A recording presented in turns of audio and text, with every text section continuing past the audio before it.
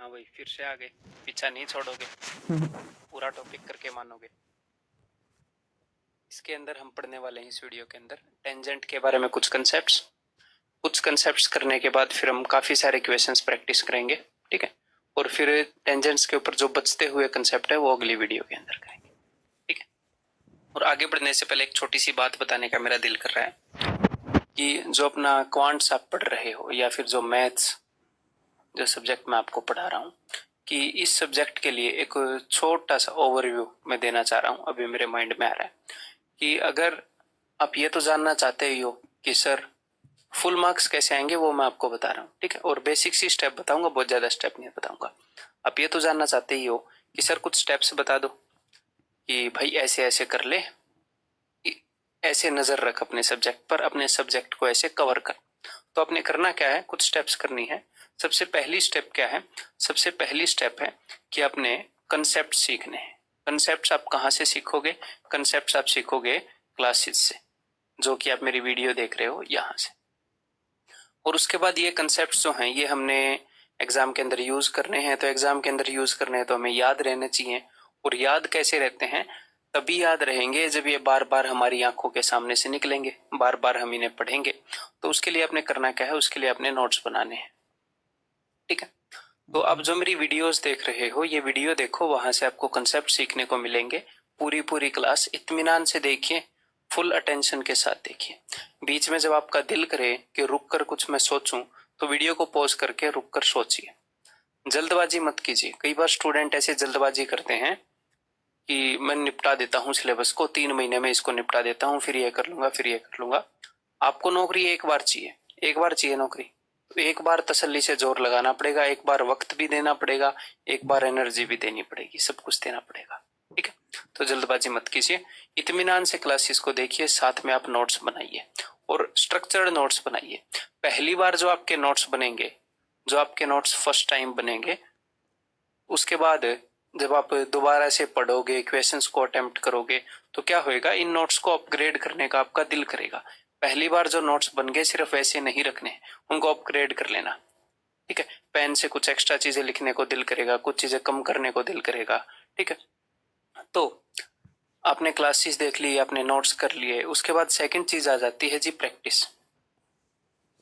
Practice का क्या मतलब है? कई बच्चे ये सोचते हैं कि कहीं कोई ऐसा क्वेश्चन रह तो नहीं जाएगा कि जो एग्जाम में आ जाए और मैंने ना किया हो।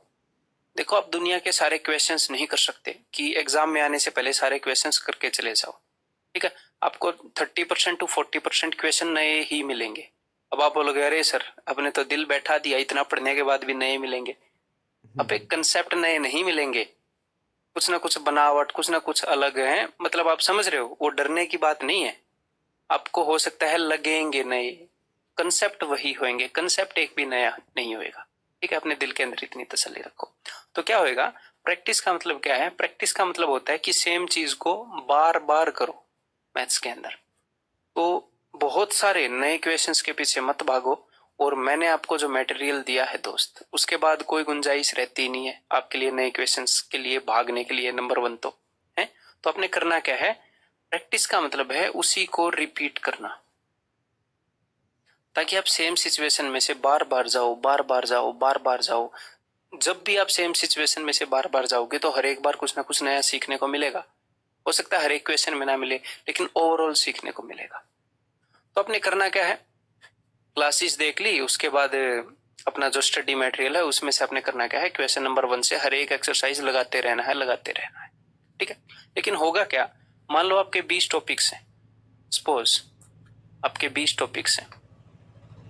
तो भाई जब आप एक टॉपिक अगर मान लो 5 दिन में भी करोगे तो 100 दिन हो गए, 3 महीने हो गए, 3 महीने में सिलेबस पूरा होगा।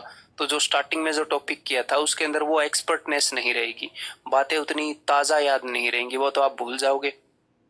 होता है कि नहीं होता है? होता है। फिर आपको लगेगा क्या परसेंटेज फिर से करना पड़ेगा, क्या अलजेब्रा फिर से करना पड़ेगा, ऐसा आपको लगता है। तो आपने करना क्या है, ये जो नोट्स बनाए हैं ये इसलिए ही बनवाए हैं, ये नोट्स बनाए हैं ये इसलिए ही बनवाए हैं। जब आप टॉपिक देख रहे हो, मान लो कुल मिलाकर आप 3 महीने या 4 महीने में सिलेबस को खत्म करते हो, पूरे मैथ्स के को, तो आपने नोट्स से डेली टॉपिक के कंसेप्ट्स देखने हैं। तो होगा क्या, डेली एक टॉपिक के कंसेप्ट्स पूरे देखने हैं। आपने नोट्स बना लिए, 3-4 पेज के अंदर एक टॉपिक के कंसेप्ट्स आ जाएंगे, तो आपने वो देखना है। एक देख लिया, अगले दिन अगला देखना है, अगले दिन अगला देखना है। यानी कि जो भी टॉपिक आप कवर करके पीछे छोड़ते चलो, रोज सिर्फ एक टॉपिक आपने देखना है।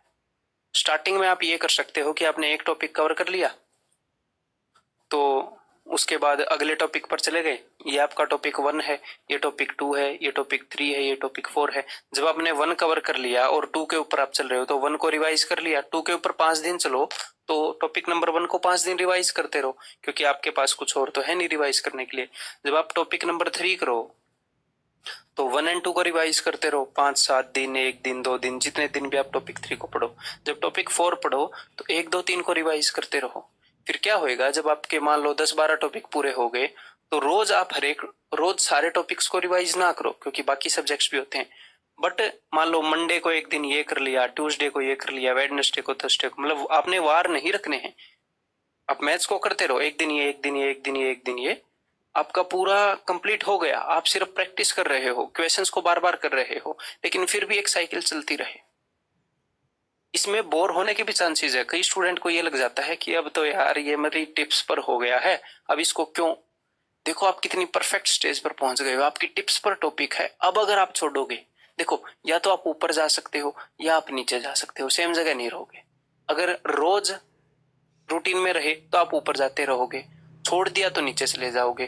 तो फायदा किसमें है, ऊपर जाने में भले ही बोर हो जाओ, जिंदगी में एक बार एग्जाम क्रैक करके नौकरी लेनी। तो हर 20 दिन के अंदर आपका जो मैथ्स है वो रिवाइज हो जाएगा, हर 20 दिन के अंदर। और जब आपका एग्जाम पास हो जाए और लास्ट का 1 महीना बच जाए, तो उस वक्त क्या करना है, उस वक्त रोज सारे टॉपिक रिवाइज करने हैं। 20 टॉपिक हैं तो 1 घंटा लगेगा। 20 के कंसेप्ट आपने रिवाइज करने हैं। जब लास्ट का 1 महीना बच जाए, तब तो आपने सारे कंसेप्ट लिख देने हैं रफ पेज के ऊपर, टक टक टक टक टक टक टक टक टक, 1 घंटा, 1.25 घंटा। अगर आप लास्ट के 30 दिनों में 30 बार सारे कंसेप्ट को रिवाइज कर लोगे, एक बार पूरा कोर्स देखने के बाद, सारे वीडियोस देखने के बाद सिर्फ प्रैक्टिस करते रहो और साथ साथ में नोट्स रिवाइज करते रहो। मैं बोल रहा हूँ 95%, 97%, 98% या 100% इतने मार्क्स आएंगे आपके मैथ्स के अंदर।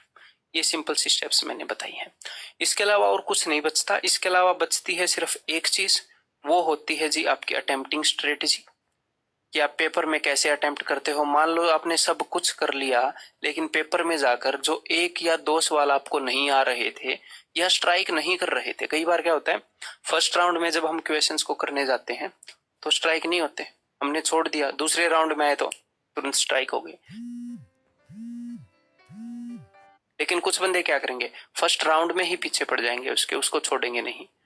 अगर आपने सब कुछ सीख भी लिया, सब कुछ आ भी गया, फिर भी ऐसे क्वेश्चन के पीछे पड़ गए, आपने नहीं छोड़ा क्वेश्चन को, तो फिर से मार खा जाओगे, ये सारी चीजें वेस्ट हो जाएंगी। तो ऑफकोर्स एक तीसरी चीज भी है, बट मेनली ये चीज क्या है, ये तो एक माइंड सेट है। आपने सोचा और आपने फॉलो किया, इसको प्रैक्टिस करो मॉक टेस्ट के ऊपर, ठीक है।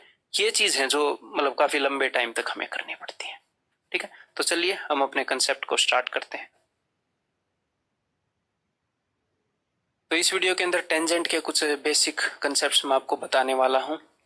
इनको अपने नोट्स के अंदर आप लिखेंगे, हिंदी वालों के लिए मैं हिंदी में बोल दूंगा।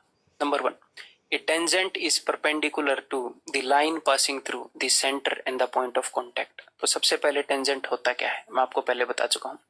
किसी भी सर्कल के अंदर एक ऐसी चीज है जो टेंज करके जाए, जो टच करके जाए सर्कल को, है उसको हम बोलते हैं टेंजेंट, यानी कि स्पर्श रेखा। ये जस्ट इसको स्पर्श करके जाती है। इसको आप कैसे भी खींच सकते हो, कहीं पर भी एक पॉइंट के ऊपर एक ही टेंजेंट खींच सकते हो आप, समझ रहे हो। मान लो ये पॉइंट है, इसके ऊपर एक ही टेंजेंट खींच सकते हो। अगर कोई और टेंजेंट इस पॉइंट के ऊपर ऐसे खींचने की कोशिश करोगे तो आपको ऐसे घुमाना पड़ेगा, मतलब कि सीधी लाइन कोई और खींचोगे ऐसे, तो वो इस पॉइंट को टच करके ही नहीं जाएगी, वो सर्कल को काट देगी। इस लाइन के अलावा कोई भी और लाइन खींचने की कोशिश करोगे तो वो सिर्फ टच करके नहीं जाएगी, सर्कल को काट कर चली जाएगी, थोड़ी ना थोड़ी। तो एक पॉइंट के ऊपर एक ही टेंजेंट हो सकता है, एक बिंदु के ऊपर एक ही स्पर्श रेखा हो सकता है।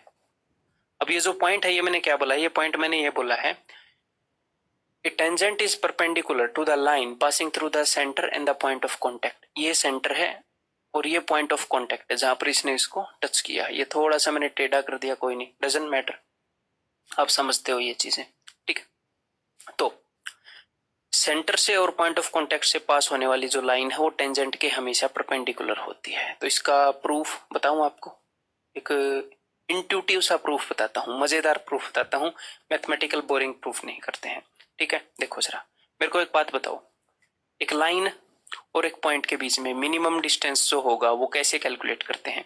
वो ऐसे ही कैलकुलेट होगा ना, परपेंडिकुलर। अदरवाइज अगर आपने एंगल थोड़ा सा ही बदला तो डिस्टेंस बढ़ जाएगा, थोड़ा और ज्यादा बदला तो और बढ़ जाएगा। तो जो शॉर्टेस्ट डिस्टेंस है वो कैसे कैलकुलेट करते हो? परपेंडिकुलर। तो मैं करना क्या चाह रहा हूं, मैं ये जो सेंटर O है इसके और ये जो टेंजेंट AB है इसके बीच में शॉर्टेस्ट डिस्टेंस देखना चाह रहा हूं। तो शॉर्टेस्ट डिस्टेंस हमेशा परपेंडिकुलर से ही आता है, ये हमें पता है। तो देखो, ये पॉइंट ऑफ कांटेक्ट है D, अगर O से लेकर D तक शॉर्टेस्ट डिस्टेंस है तो ये पक्का परपेंडिकुलर होएगा, क्योंकि परपेंडिकुलर पे ही शॉर्टेस्ट डिस्टेंस आता है। थोड़ा सा ही बदल दिया तो डिस्टेंस बड़ा हो जाता है। राइट एंगल ट्रायंगल के अंदर ये देखो, ये हाइपोटेन्यूज हो गया। तो मुझे नहीं पता कि भैया डी पर ही आएगा शॉर्टेस्ट डिस्टेंस, तो मैंने थोड़ा सा इधर करने की सोची ऐसे, ठीक है, थोड़ा सा मैंने इधर करने की सोची। अब ध्यान से देखो एक बार, कोई भी अलग पॉइंट मैंने मान लिया, मान लो इसके पास भी मान लो, ठीक है, लेकिन यहां पर आप अच्छे से देख नहीं पाओगे इसलिए मैंने दूर ले लिया। जब मैं O से लेकर D पर जा रहा हूं तो मुझे कितनी दूरी ट्रेवल करनी पड़ रही है? R, इसके रेडियस जितनी। लेकिन जब मैं O से लेकर E पर जा रहा हूं तो मुझे रेडियस जितनी दूरी तो यहां से लेकर यहां तक ही कवर करनी पड़ेगी, उसके बाद थोड़ी सी और ज्यादा कवर करनी पड़ी है, यानी कि ये शॉर्टेस्ट तो नहीं है। ऐसे कर लो, देखो इतनी दूरी एक्स्ट्रा कवर करनी पड़ी इस लाइन तक जाने के लिए, इस पॉइंट से इस लाइन तक। तो भैया शॉर्टेस्ट डिस्टेंस ये तो नहीं है, R प्लस समथिंग कवर करना पड़ रहा है, यहाँ पर सिर्फ R। कहीं और जाओगे तो R प्लस समथिंग, इसके बिल्कुल पास आओगे तो भी R प्लस समथिंग, R जमा समथिंग, लेकिन वो समथिंग छोटा हो जाएगा। तो सिर्फ यही एक तरीका है जब शॉर्टेस्ट डिस्टेंस है और D के बीच में, और शॉर्टेस्ट डिस्टेंस हमेशा परपेंडिकुलरली ही आती है, ठीक है। एक राइट एंगल ट्रायंगल की हाइपोटेन्यूज हमेशा बड़ी रहेगी ना किसी भी दूसरी साइड से, तो ये हमेशा शॉर्टेस्ट रहेगा, हमेशा परपेंडिकुलर ही आएगी। तो इसीलिए ये इसका शॉर्टेस्ट डिस्टेंस है, यानी कि ये परपेंडिकुलर है, ठीक है। हिंदी के लिए ये आप क्या लिखोगे नोट्स के अंदर? एक स्पर्श रेखा हमेशा उस रेखा के लंबवत होएगी जो केंद्र और स्पर्श बिंदु से पास होती है। पॉइंट ऑफ कांटेक्ट स्पर्श बिंदु है, ठीक है, सिंपल सी बात। अगला कंसेप्ट मेरे दोस्त, अगला कंसेप्ट है tangents drawn from same point are equal in length. अगर सेम पॉइंट से हम टेंजेंट्स ड्रॉ करते हैं तो वो लेंथ के अंदर इक्वल होते हैं, लेंथ के अंदर, यानी कि उनकी लेंथ बराबर होती है, ठीक है।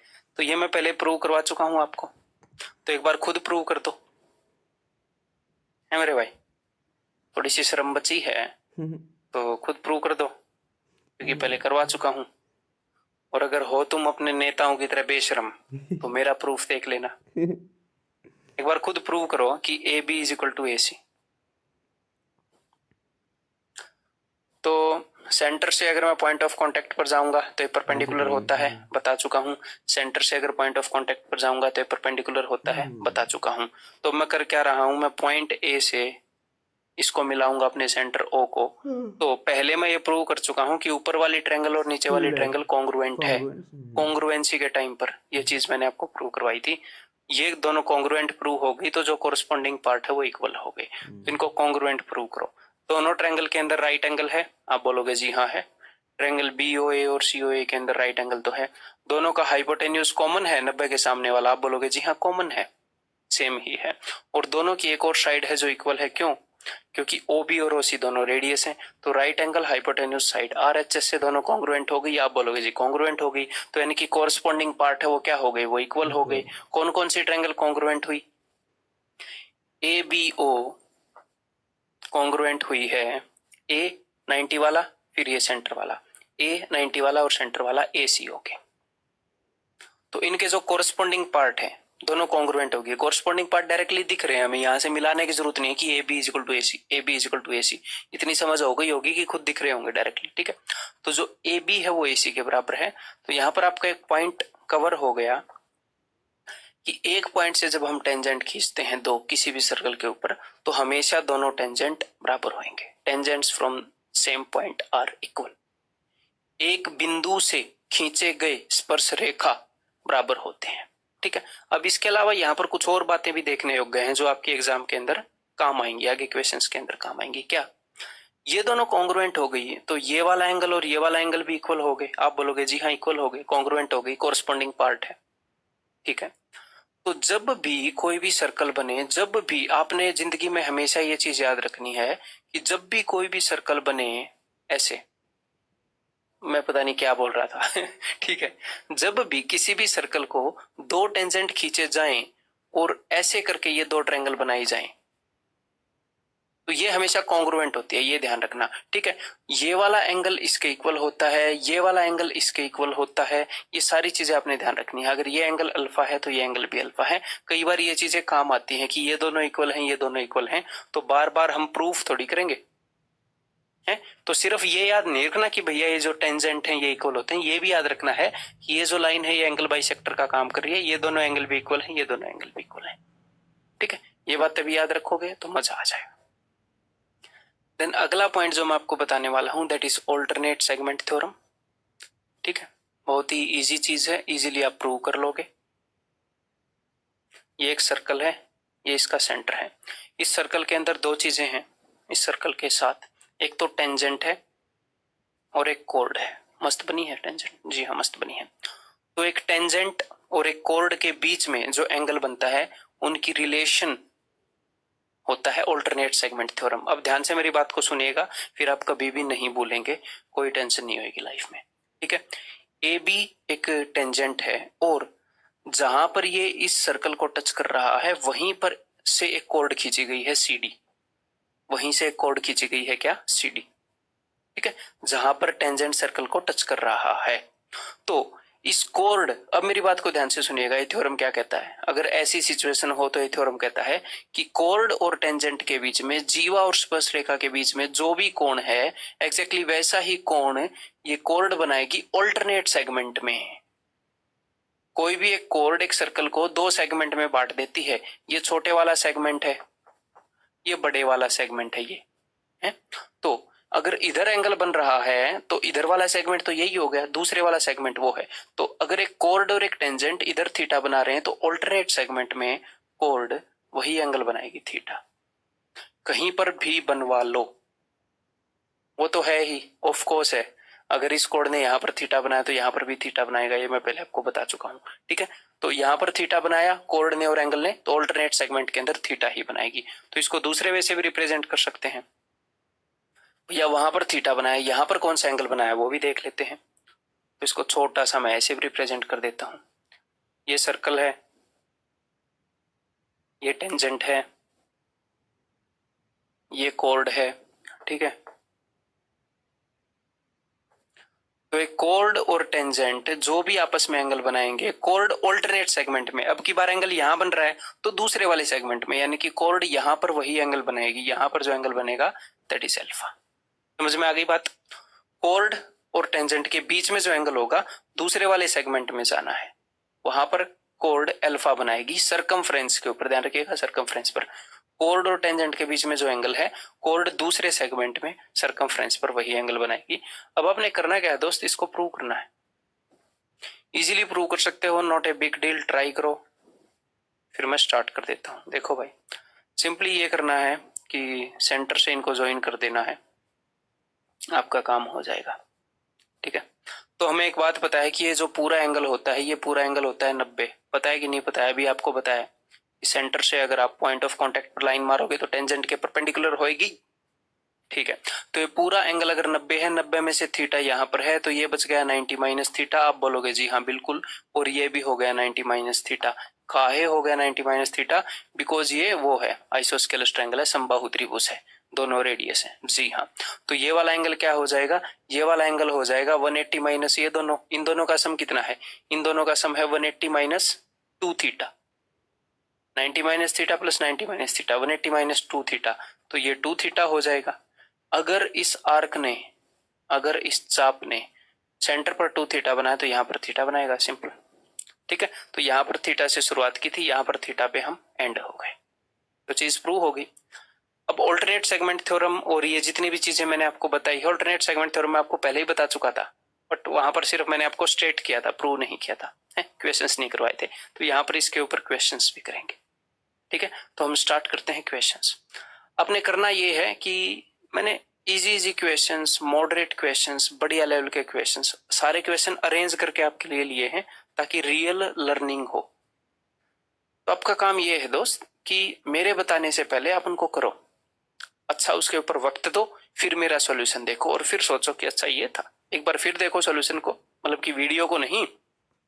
मान लो आपने क्वेश्चन किया, आपसे नहीं हुआ, फिर आपने मेरी वीडियो देखी, फिर मैंने आपको सॉल्यूशन बता दिया, तो फिर क्वेश्चन को देखो कि एक बार फिर कर लो नोटबुक पर, आगे मत बढ़ो, 5 सेकंड लगेंगे, 10 सेकंड, फिर कर दो उसको और फिर आगे बढ़ो। In the given figure there are 2 circles with the centres O and O dash, ठीक है, touching each other internally at P। 2 circles हैं, एक दूसरे को P पर टच कर रहे हैं internally. Tangents TQ and TP are drawn to the larger circle. TQ और TP बड़े वाले सर्कल के टेंजेंट हैं। टेंजेंट TP और TR छोटे वाले सर्कल के टेंजेंट हैं। तो आपने TQ/TR का रेशियो बताना है, मेंटली कर सकते हैं। देखो, सेम पॉइंट से खींचे गए टेंजेंट लेंथ में बराबर होते हैं, आप बोलोगे जी हाँ बिल्कुल बराबर होते हैं। तो पॉइंट T से TQ और TP खींचे गए हैं, किसको, बड़े सर्कल को, तो दोनों की लेंथ बराबर होगी, आप बोलोगे जी हाँ बराबर होगी। Tangents from same point are equal in length, ठीक है। और पॉइंट T से ही छोटे सर्कल को भी 2 टेंजेंट खींचे गए हैं, 2 स्पर्श रेखाएं खींची गई हैं। तो सेम पॉइंट से 2 टेंजेंट किसी भी सर्कल को खींच दो, लेंथ बराबर होगी, तो TR TP के बराबर होगा। तो TR और TP बराबर हैं, TP और TQ बराबर हैं, तो यानी कि तीनों बराबर हो गए। तो TQ और TR दोनों बराबर हैं, तो आंसर इज ऑप्शन डी। बहुत ही इजी क्वेश्चन, देखकर कर सकते थे, कोई कैलकुलेशन नहीं।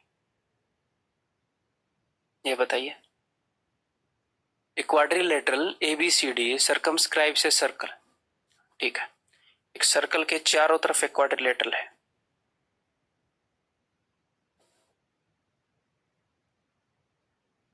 और धीरे धीरे अपने कंसेप्ट्स के लेवल को बढ़ाएंगे, मतलब कि क्वेश्चंस के लेवल को बढ़ाएंगे, तो आप इत्मीनान से सीखते रहो।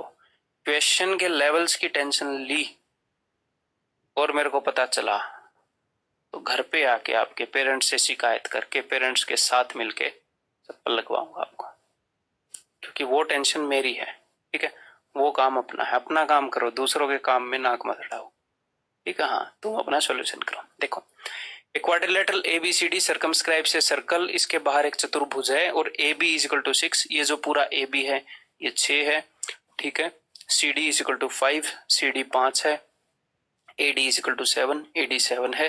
तो जो क्वाड्रिलेटरल सर्कल के बाहर हो, ये बनी कैसे है, ये इस सर्कल के टेंजेंट्स से बनी है। ये सारे टेंजेंट्स है ना, आप बोलोगे जी हाँ टेंजेंट्स तो हैं, स्पर्श रेखाएं हैं, तो इसको बोलते हैं टेंजेंशियल क्वाड्रिलेटरल। और मैंने आपको एक चीज भी बताई थी कि सारे काइट, सारी पतंग टेंजेंशियल होती हैं, इसको हिंदी में बोलते हैं स्पर्श रेखीय क्वाड्रिलेटरल। और स्पर्श रेखीय क्वाड्रिलेटरल, स्पर्श रेखीय चतुर्भुज की एक खासियत होती है कि ऑपोजिट साइड्स की जो लंबाई है, जो ऑपोजिट साइड्स का जो पेयर है, एक जोड़ा ये और एक जोड़ा ये, अगर आप इनका सम करोगे तो इन दोनों की लेंथ बराबर होगी। जैसे 5 और 6 11 है, अगर इन ऑपोजिट साइड्स का सम 11 है तो इन ऑपोजिट साइड का सम भी 11 होगा। तो 5 और 6 11, 7 और 4 11, तो ये 4 होएगा। और उसने BC पूछा है, दैट इज ऑप्शन। सिंपल सी बात है, ठीक है। टेंजेंशियल क्वाड्रिलेटरल के जो पेयर्स हैं, ऑपोजिट पेयर्स, उन दोनों का सम जो है वो बराबर होता है। ये भी 11, ये भी 11। अब ये होता क्यों है, ये कौन प्रूव करेगा, ये प्रूव करोगे आप, बताओ, कोशिश करो। ये पॉइंट ऑफ कांटेक्ट है, ये पॉइंट ऑफ कांटेक्ट है, ABCD है ना, ये मैं PQRS मान लेता हूं। कोशिश करो, पॉइंट आपको मैं बता चुका हूं जिसके बेसिस पर ये प्रूव होगा। मान लो C से P तक A है इसकी लेंथ, तो C से S तक भी A होगी, क्योंकि सेम पॉइंट से अगर आप टेंजेंट ड्रॉ करोगे तो लंबाई सेम होती है। आप बोलोगे जी हाँ सेम होती है। तो अगर यहाँ पर लेंथ ए है तो यहाँ पर भी लेंथ ए, अगर यहाँ पर लेंथ बी तो यहाँ पर भी लेंथ बी, यहाँ से यहाँ तक लेंथ सी तो यहाँ से यहाँ तक भी लेंथ सी, यहाँ से यहाँ तक लेंथ डी, क्योंकि सेम पॉइंट से दो टेंजेंट है तो यहाँ से लेकर यहाँ तक भी लेंथ डी। तो अब ऑपोजिट साइड्स को देखो, इन साइड्स को जब अगर मैं इन दोनों ऑपोजिट साइड्स की लंबाइयों को जोड़ूंगा तो क्या मिलेगा, A plus B plus C plus D. और अगर मैं दूसरी को जोड़ूंगा, अगर इनको जोड़ूंगा तो क्या मिलेगा, वही A plus B plus C plus D. Overall जब सम करेंगे तो एबीसीडी मिलेगा, यहाँ पर भी एबीसीडी मिलेगा। तो ओवरऑल सम जो ऑपोजिट साइड्स का है वो सेम होएगा। तो आपको डायरेक्ट याद रखना है, इसके ऊपर डायरेक्ट क्वेश्चन आते हैं 6 और 5 11, 7 और 4 11 ऑप्शन है। ठीक है, ये क्वेश्चन बताओ, इजी है काफी, 2018 टीयर 2 का क्वेश्चन है।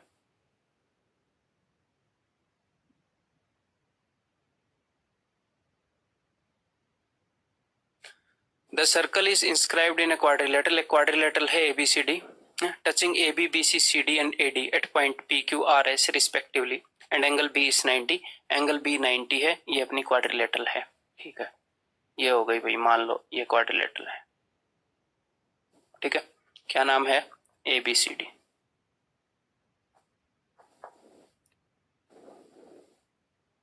अब सर्कल कैसा बनेगा पता नहीं हमें। ठीक है, मतलब ठीक ठाक डिसेंट सा बन गया, कोई दिक्कत नहीं है। ठीक है, ये यहां पर सेंटर है और ये 90 डिग्री का है। तो एग्जामिनर ने क्या बताया है, angle B is 90, AD is equal to 24, AD जो है वो 24 है ये पूरा। ठीक है, A B is equal to 27, ये जो ए बी है पूरा ये 27 है। ठीक है, दिख रहा है कि नहीं दिख रहा है। D R is equal to 6, अच्छा ये टच भी तो कर रहा है, ए बी को पी पर, ए बी को पी पर, ए बी बी सी ऐसे है, ए बी बी सी, इसको क्यू पर, इसको आर पर, इसको एस पर। ठीक है, अब देखो ध्यान से क्या बताया उसने, D R is 6, D R 6। अब वो ये चीजें बताने लगा, लेकिन आगे बढ़ने से पहले मैं एक चीज बताऊंगा। मैंने आपको क्या बताया है कि जब भी एक सर्कल 90 डिग्री के एंगल के अंदर फंसे, तो हमने कई बार कर चुके हैं हम, तो क्या बनाता है यहाँ पर, जब भी एक सर्कल 90 डिग्री के अंदर यहाँ पर फंसता है तो वहां पर क्या बनाता है, जब भी सर्कल फंसता है एक स्क्वायर बनाता है। ये सर्कल का सेंटर है, यहां से टेंजेंट हो गया, यहां से इसको टच करोगे तो टेंजेंट है 90 डिग्री, इसको टच करोगे तो ये टेंजेंट है 90 डिग्री, और ये राइट एंगल के अंदर फंसा है तो ये भी 90। अगर ये 90 है, 3 90 हो गए तो ये भी 90। ठीक है, और ये रेडियस, अब ये रेक्टेंगल तो बन चुका है। आप बोलोगे जी हाँ, चारों एंगल 90, तो रेक्टेंगल तो श्योर है। अब इसकी लेंथ भी आर, इसकी लेंथ भी आर, बिकॉज दोनों रेडियस है, तो अब स्क्वायर बन गया। भैया एडजेसेंट साइड सेम होगी तो एक स्क्वायर बन गया जिसकी साइड होती है आर, तो यहां पर भी वही बनेगा, ये अगर सेंटर है तो। ठीक है, ये चीज आपको पता होनी चाहिए। अब हम आगे बढ़ते हैं, करते हैं। तो डी आर अगर 6 है तो डी एस भी 6 होएगा, टेंजेंट्स फ्रॉम सेम पॉइंट। और अगर डी एस 6 है तो 24 माइनस 8, अच्छा ऐसा कुछ बनाएगा।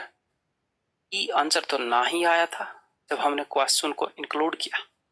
पी क्यू आर एस देखते हैं, A B is equal to 27, ठीक है, A D is equal to 24, D R is equal to 6,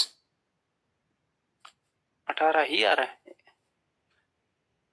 अच्छा, angle B is equal to 90, मैंने बोला एंगल बी ही होएगा। चलो, ए बी सी डी, ठीक है। तो अब हमें पी क्यू आर एस भी बदलने पड़ेंगे, सब कुछ बदलना पड़ेगा। चलो, बट कंसेप्ट तो सेम रहता है ना। तो P कहां पर है भाई, ए बी पर है, P Q R S। अब उसने डी आर को 6 बताया था, अगर ये डी आर 6 है तो ये डी एस भी 6 होएगा, सेम पॉइंट से टेंजेंट। आप बोलोगे जी हाँ बिल्कुल। और एडी की लंबाई कितनी है, एडी की लंबाई है 24 सेंटीमीटर। अगर ये 24 है जिसमें से 6 यहाँ पर आ गया तो ये 18 होएगा, ये पूरा 24 है, 6 यहाँ पर आ गया 18।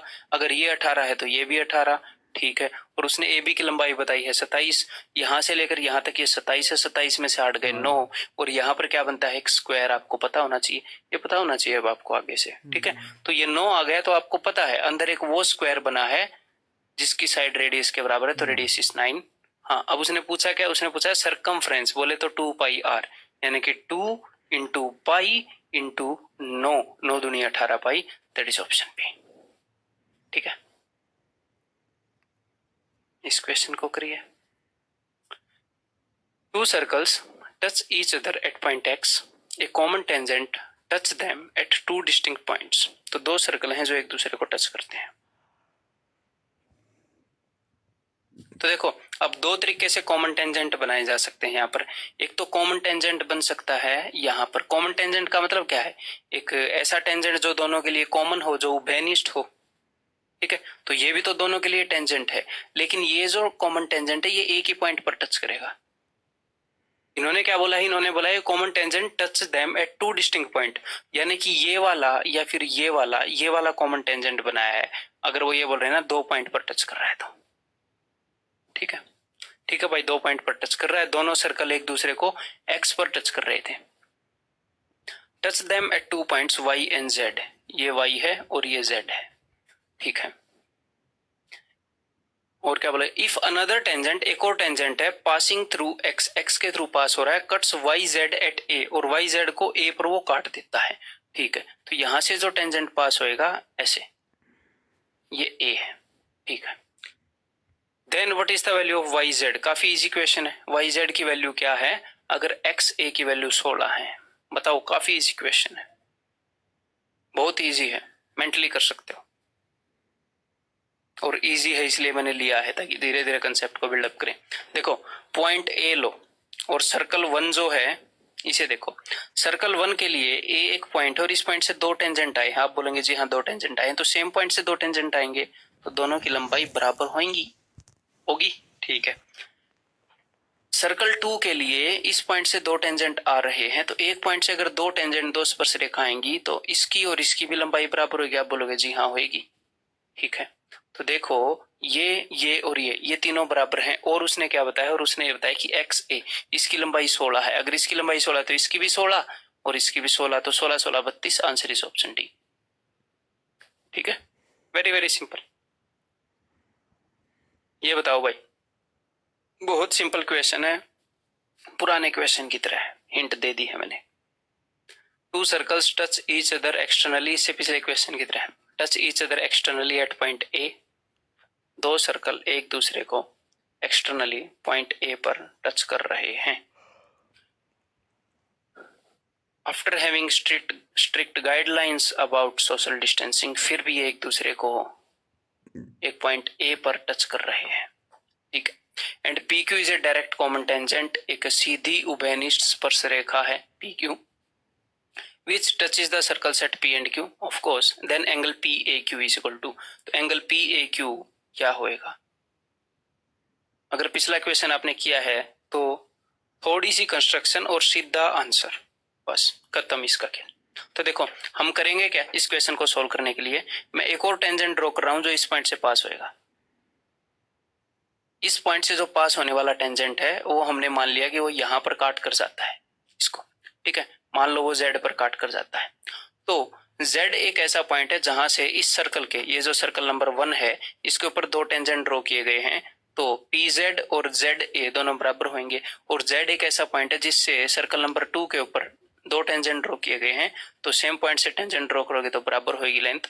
और जैसे ही आपके सामने ये सिचुएशन आई, करवाई थी कि नहीं, कि भैया इन तीनों साइड्स की लंबाई सेम हो तो ये 90 डिग्री का होगा, याद रख लो, बार बार आएगा, और ये बार बार आएगा, इसको याद रख लो।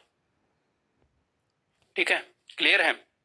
हाँ जी, ये कहां से आया था, ये एक राइट एंगल ट्रायंगल जब फंसती है एक सर्कल के अंदर, तो ये क्या होता है, ये डायमीटर होता है। ठीक है, diameter, right angle diameter 90 degree का एंगल बनाता है। यहाँ से जब आप सेंटर पर आते हो तो ये तीनों रेडियस का काम करते हैं, काफी बार बता चुका हूँ। ठीक है, तो ये क्या हो जाएगा, ये 90 डिग्री हो जाएगा। अगर फिर भी आप निकालना चाहो कि मैं तो निकालूंगा, तो सिंपल सी बात है, इधर देखो, ये एक आइसोस्केलस ट्रायंगल, आप बोलोगे जी हाँ, तो ये एंगल भी मैंने ए मान लिया, ये एंगल भी मैंने ए मान लिया, एंगल्स अपोजिट इक्वल साइड्स। जी हाँ, ये भी एक आइसोस्केलेस है, समद्विबाहु है, तो यही मैंने बी मान लिया, ये भी मैंने बी मान लिया। ठीक है, तो इस ट्रायंगल के तीनों एंगल्स का सम क्या होगा? पी क्यू ए ट्रायंगल के A plus B plus B, 2a plus 2b is equal to 180, तो a plus B is equal to 90, तो ये एंगल क्या है? a प्लस बी, तो आंसर इज ऑप्शन बी। बहुत ही सिंपल क्वेश्चन। मैं चाहता हूं कि सारे क्वेश्चन आप करें, धीरे धीरे हम लेवल को बढ़ाएं। ये बताइए, एक्चुअल क्वेश्चन आपके एग्जाम में आया हुआ है दोस्त?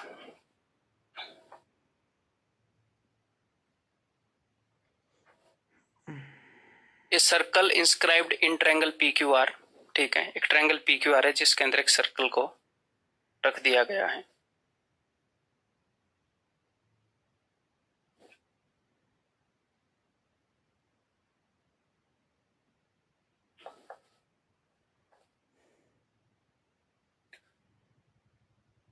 touches its side PQ, QR and RP at STU। PQ, QR, RP, STU पर ये टच कर रहा है इन तीनों साइड्स को। ठीक है, not a big deal. Respectively, if PQ is equal to 15, QR is equal to 10, RP is equal to 12, then find the length of PSQTRU।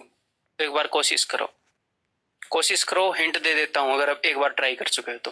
Tangents drawn from same point, एक बिंदु से खींची गई स्पर्श रेखाएं बराबर होती हैं। ठीक है, तो करें फिर। तो देखो भाई, अगर मैं इस पी एस की लंबाई ए मान लूं तो पी यू की लंबाई भी ए होगी, सेम पॉइंट से टेंजेंट। सिमिलरली अगर इसकी लंबाई बी है तो इसकी लंबाई भी बी होगी, इसकी लंबाई सी है तो इसकी लंबाई भी सी होगी, सेम पॉइंट से सारे टेंजेंट से। ठीक है, तो अब यहां पर एग्जामिनर ने बताया क्या है? यहां पर एग्जामिनर ने आपको बताया P Q is equal to 15, तो पी क्यू 15 है, यानी कि इस पूरी साइड की लंबाई 15 है, तो a प्लस बी 15 उसने ऐसे बता दिया। और उसने क्या बताया? Q R is equal to 10, तो क्यू आर 10 है, यानी कि बी प्लस सी 10 है। ठीक है, और उसने क्या बता दिया? आर पी सी प्लस ए 12 है। तो जब आप इन तीनों को जोड़ोगे, ऐसी सिचुएशन कई बार हमारे सामने आती है, टाइम एंड वर्क में भी आती है, अलजेब्रा के अंदर भी आती है, कई बार आती है। तो जब हम इन सबको जोड़ेंगे तो मेरे भाई 2 बार ए आएगा, 2 बार बी आएगा, 2 बार सी आएगा, यानी कि ए प्लस बी प्लस सी का डबल आएगा। ठीक है, तो इन सबको जोड़ो एक बार, 15 और 12 27 और 10 37 37, तो ए प्लस बी प्लस सी का डबल 37 है, तो ए प्लस बी प्लस सी की वैल्यू क्या होगी? तो ए प्लस बी प्लस सी की वैल्यू हो जाएगी 37/2, यानी कि 18.5। ठीक है, अब अगर ये सब आ गया तो उसके बाद तो आप कुछ भी निकाल लो, इसमें कोई दिक्कत ही नहीं है। ये सब आने के बाद कैलकुलेट एनीथिंग। देखो, ए और बी का सम कितना है? 15। अगर ए और बी का सम 15 है, 15 है, तो उसके अंदर क्या जोड़ोगे? 18.5 आए, आप बोलोगे 3.5, तो आ गया सी 3.5। बी और सी का सम 10 है, बी और सी का सम 10 है, 10 के अंदर क्या जोड़ेंगे? 18.5 आए, यानी कि 8.5। बी की वैल्यू इजीली आ जाएगी। अगर सी की वैल्यू 3.5 है तो बी की वैल्यू क्या हो जाएगी? 6.5 हो जाएगी। ठीक है, कहीं से भी निकाल लो 6.5। अब उसने पूछा क्या है वो देखो, उसने पूछा है पी एस, तो पी एस किसके बराबर है? पी एस ए के बराबर है, ए की वैल्यू है 8.5। ठीक है, पी एस, ये दो ऑप्शन तो गए, पी एस 8.5 इन्हीं दो में है। उसके बाद मैं चेक करूंगा क्यूटी को, चेक जो भी अगला क्यूटी क्या है? क्यूटी है बी 6.5, तो क्यूटी 6.5 होना चाहिए, ये भी गया। This is your answer. ठीक है, बाकी बचा हुआ 3.5 है। तो एक्चुअल क्वेश्चन है सीजीएल 2019 टीयर 1 का है। ठीक है, इजीली डूएबल था अगर आप वो कंसेप्ट लगाते तो, और आपने कर भी लिया होगा। इसी उम्मीद के साथ पढ़ा रहा हूं कि आप कर रहे हो सारे क्वेश्चन साथ साथ। ये बताओ, A circle is inscribed in a triangle ABC touching AB, BC and AC at points P, Q and R। इसके अंदर एक सर्कल फंसाया गया है। ठीक है, ABC के अंदर, जो इसको पॉइंट P, Q, R पर टच करता है। यहां पर पॉइंट P पर, Q पर और R पर। ठीक है, अब ध्यान से सुनिएगा, अच्छा क्वेश्चन लगा ये मेरे को। ये नहीं है कि कैलकुलेटिव है, कैलकुलेटिव नहीं है, वैसे मेरे को ये अच्छा क्वेश्चन लगा। ध्यान से सुनो, AB माइनस BC इज 4, तो AB क्या है? AB है ये माइनस BC। ए बी में से बी सी घटाया गया, तो देखो ध्यान से, ए बी के अंदर दो टुकड़े हैं, एक तो ये एक ये, आप बोलोगे जी हाँ, एक तो ये एक ये, और बी सी के अंदर भी दो टुकड़े हैं, एक तो ये एक ये, ठीक है। और जो बीपी है और बीक्यू है ये दोनों बराबर हैं, बिकॉज सेम पॉइंट से टेंजेंट ड्रॉ किए गए हैं, आप बोलोगे जी हाँ। तो ए बी में से जब बीसी घटाया गया तो ये वाला और ये वाला पोर्शन तो बराबर ही है, ये दोनों तो बराबर हैं, तो ये जो डिफरेंस आया है ये क्यों आया होगा भाई? जब ए बी में से बीसी घटाया तो ये दोनों पोर्शन तो बराबर है, यानी कि ये जो पोर्शन है ये बड़ा होएगा इस पोर्शन से, ये जो हिस्सा है ये इस हिस्से से बड़ा होएगा, ये दोनों तो बराबर हैं, तो जो भी अंतर आया वो इस और इस हिस्से का अंतर होएगा, इस हिस्से से 4 बड़ा है ये A B minus B C किया, तो यानी कि अगर मैं इसको ए मान लूं तो ये ए प्लस 4 होएगा। एक बार फिर से मैं बताना चाहूंगा, जब ए बी में से बी सी को घटाया तो ए बी के अंदर दो चीजें हैं, ये ए पी और पी बी, और बी सी के अंदर भी बी क्यू और क्यू सी है। बीपी और पी क्यू बराबर हैं क्योंकि सेम पॉइंट से टेंजेंट खींचे गए हैं। तो ए बी में से जब बी सी को घटाया गया तो 4 एक्स्ट्रा निकला ए बी, तो ये और ये तो दोनों बराबर थे, तो 4 एक्स्ट्रा इसलिए निकला होगा क्योंकि ये 4 बड़ा होगा उससे, ठीक है, तभी 4 का डिफरेंस आया होगा, ठीक है। अब एग्जैक्टली ऐसे ही अगली स्टेटमेंट को फॉलो करो और आंसर को निकाल दो। अब सॉल्यूशन देखते ही रहोगे क्या? मतलब देखना स्टार्ट कर दिया तो कोई कानून बना है बीच में सॉल्यूशन को रोक के करो। A B minus A C is to A B minus A C, जब ए बी में से मैं ए सी को घटाऊंगा तो ये दोनों तो सेम है, ए बी में से ए सी को घटाऊंगा तो जो भी डिफरेंस आएगा वो इसमें से इसको घटाने पर आया होगा, वही होएगा, ये बड़ा होएगा। तो ये अगर ए है, देखो ये ए है तो ये भी ए होएगा, ये अगर ए है तो ये प्लस 2 होएगा, ठीक है। तो आपको सब कुछ मिल गया मेरे भाई, ठीक है, आपको सब कुछ मिल गया।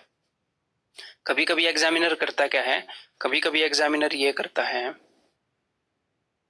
कि ऐसे क्वेश्चन आए हैं और जो मैं अभी बता रहा हूं बहुत इजी क्वेश्चन देता है कि एक ट्रायंगल है, ये इसके अंदर एक सर्कल है, ये इसको पी क्यू आर पॉइंट पर टच करता है और उसने ए पी की वैल्यू दे दी 5 सेंटीमीटर, बी क्यू की वैल्यू दे दी 3 सेंटीमीटर और इस आर सी की वैल्यू दे दी 2 सेंटीमीटर, और उसने आपको ये बोला कि बताओ भाई ट्रायंगल का पेरीमीटर क्या होएगा।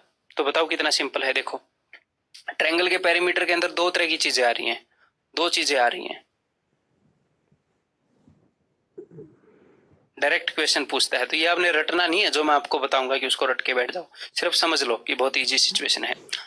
अगर ये ट्रायंगल है ए बी सी और ये है पी क्यू आर, तो यहां से लेकर यहां तक की लेंथ अगर ए है तो यहां से लेकर यहां तक की लेंथ भी ए होगी, अगर ये बी है तो ये भी बी होगी, अगर ये सी है तो ये भी सी होगी। तो ट्रायंगल के पेरीमीटर के अंदर 2 बार ए आया, 2 बार बी आया, 2 बार सी आया, यही आया।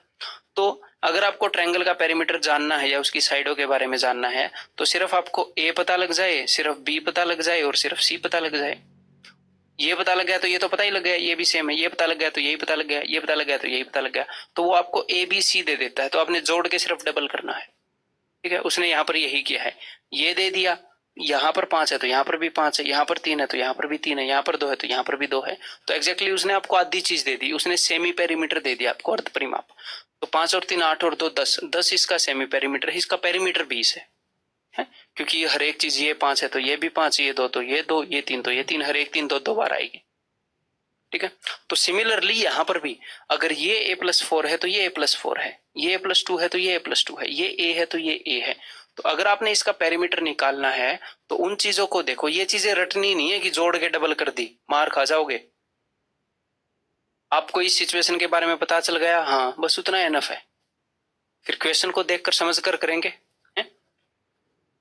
तो देखो इसका सेमी पेरीमीटर क्या होएगा, एक बार इसको ले लूं, एक बार इसको ले लूं और एक बार इसको ले लूं, जो भी चीजें 2 बार लेनी है उनको एक बार ले लूं। तो a plus 4 plus a plus 2 plus a, तो a 3a प्लस 6, तो 3a प्लस 6 इसका सेमी पेरीमीटर है। मैंने एक बार ही लिया हर एक चीज को। तो इसका पेरीमीटर अगर 32 है, परिमाप अगर 32 है तो सेमी पेरीमीटर 16 होएगा, आप बोलोगे जी हाँ। तो 3a is equal to 10, a is equal to 10/3, ठीक। अब देखते हैं भाई क्या निकालना है।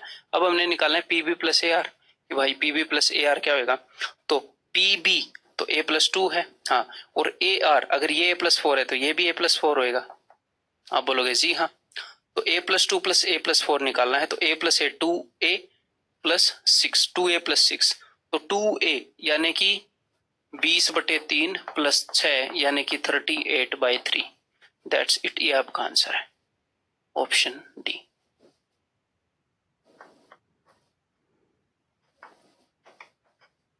ठीक है, टीयर 2 में पूछा गया है 2018 किसी से। ये देखो, A circle touches the side PQ of a triangle APQ at point R and sides AP and AQ produced, side AP और AQ को प्रोड्यूस करने के बाद टच कर रहा है। एक्चुअल क्वेश्चन है, ये भी एग्जाम में आया हुआ। तो इसका मतलब एक ट्रायंगल थी APQ, ठीक है। इस सर्कल टचेस दी साइड PQ, इस साइड PQ को टच कर रहा था और AP और AQ को प्रोड्यूस करने के बाद टच कर रहा था, ठीक है। यानी कि सर्कल यहां पर है,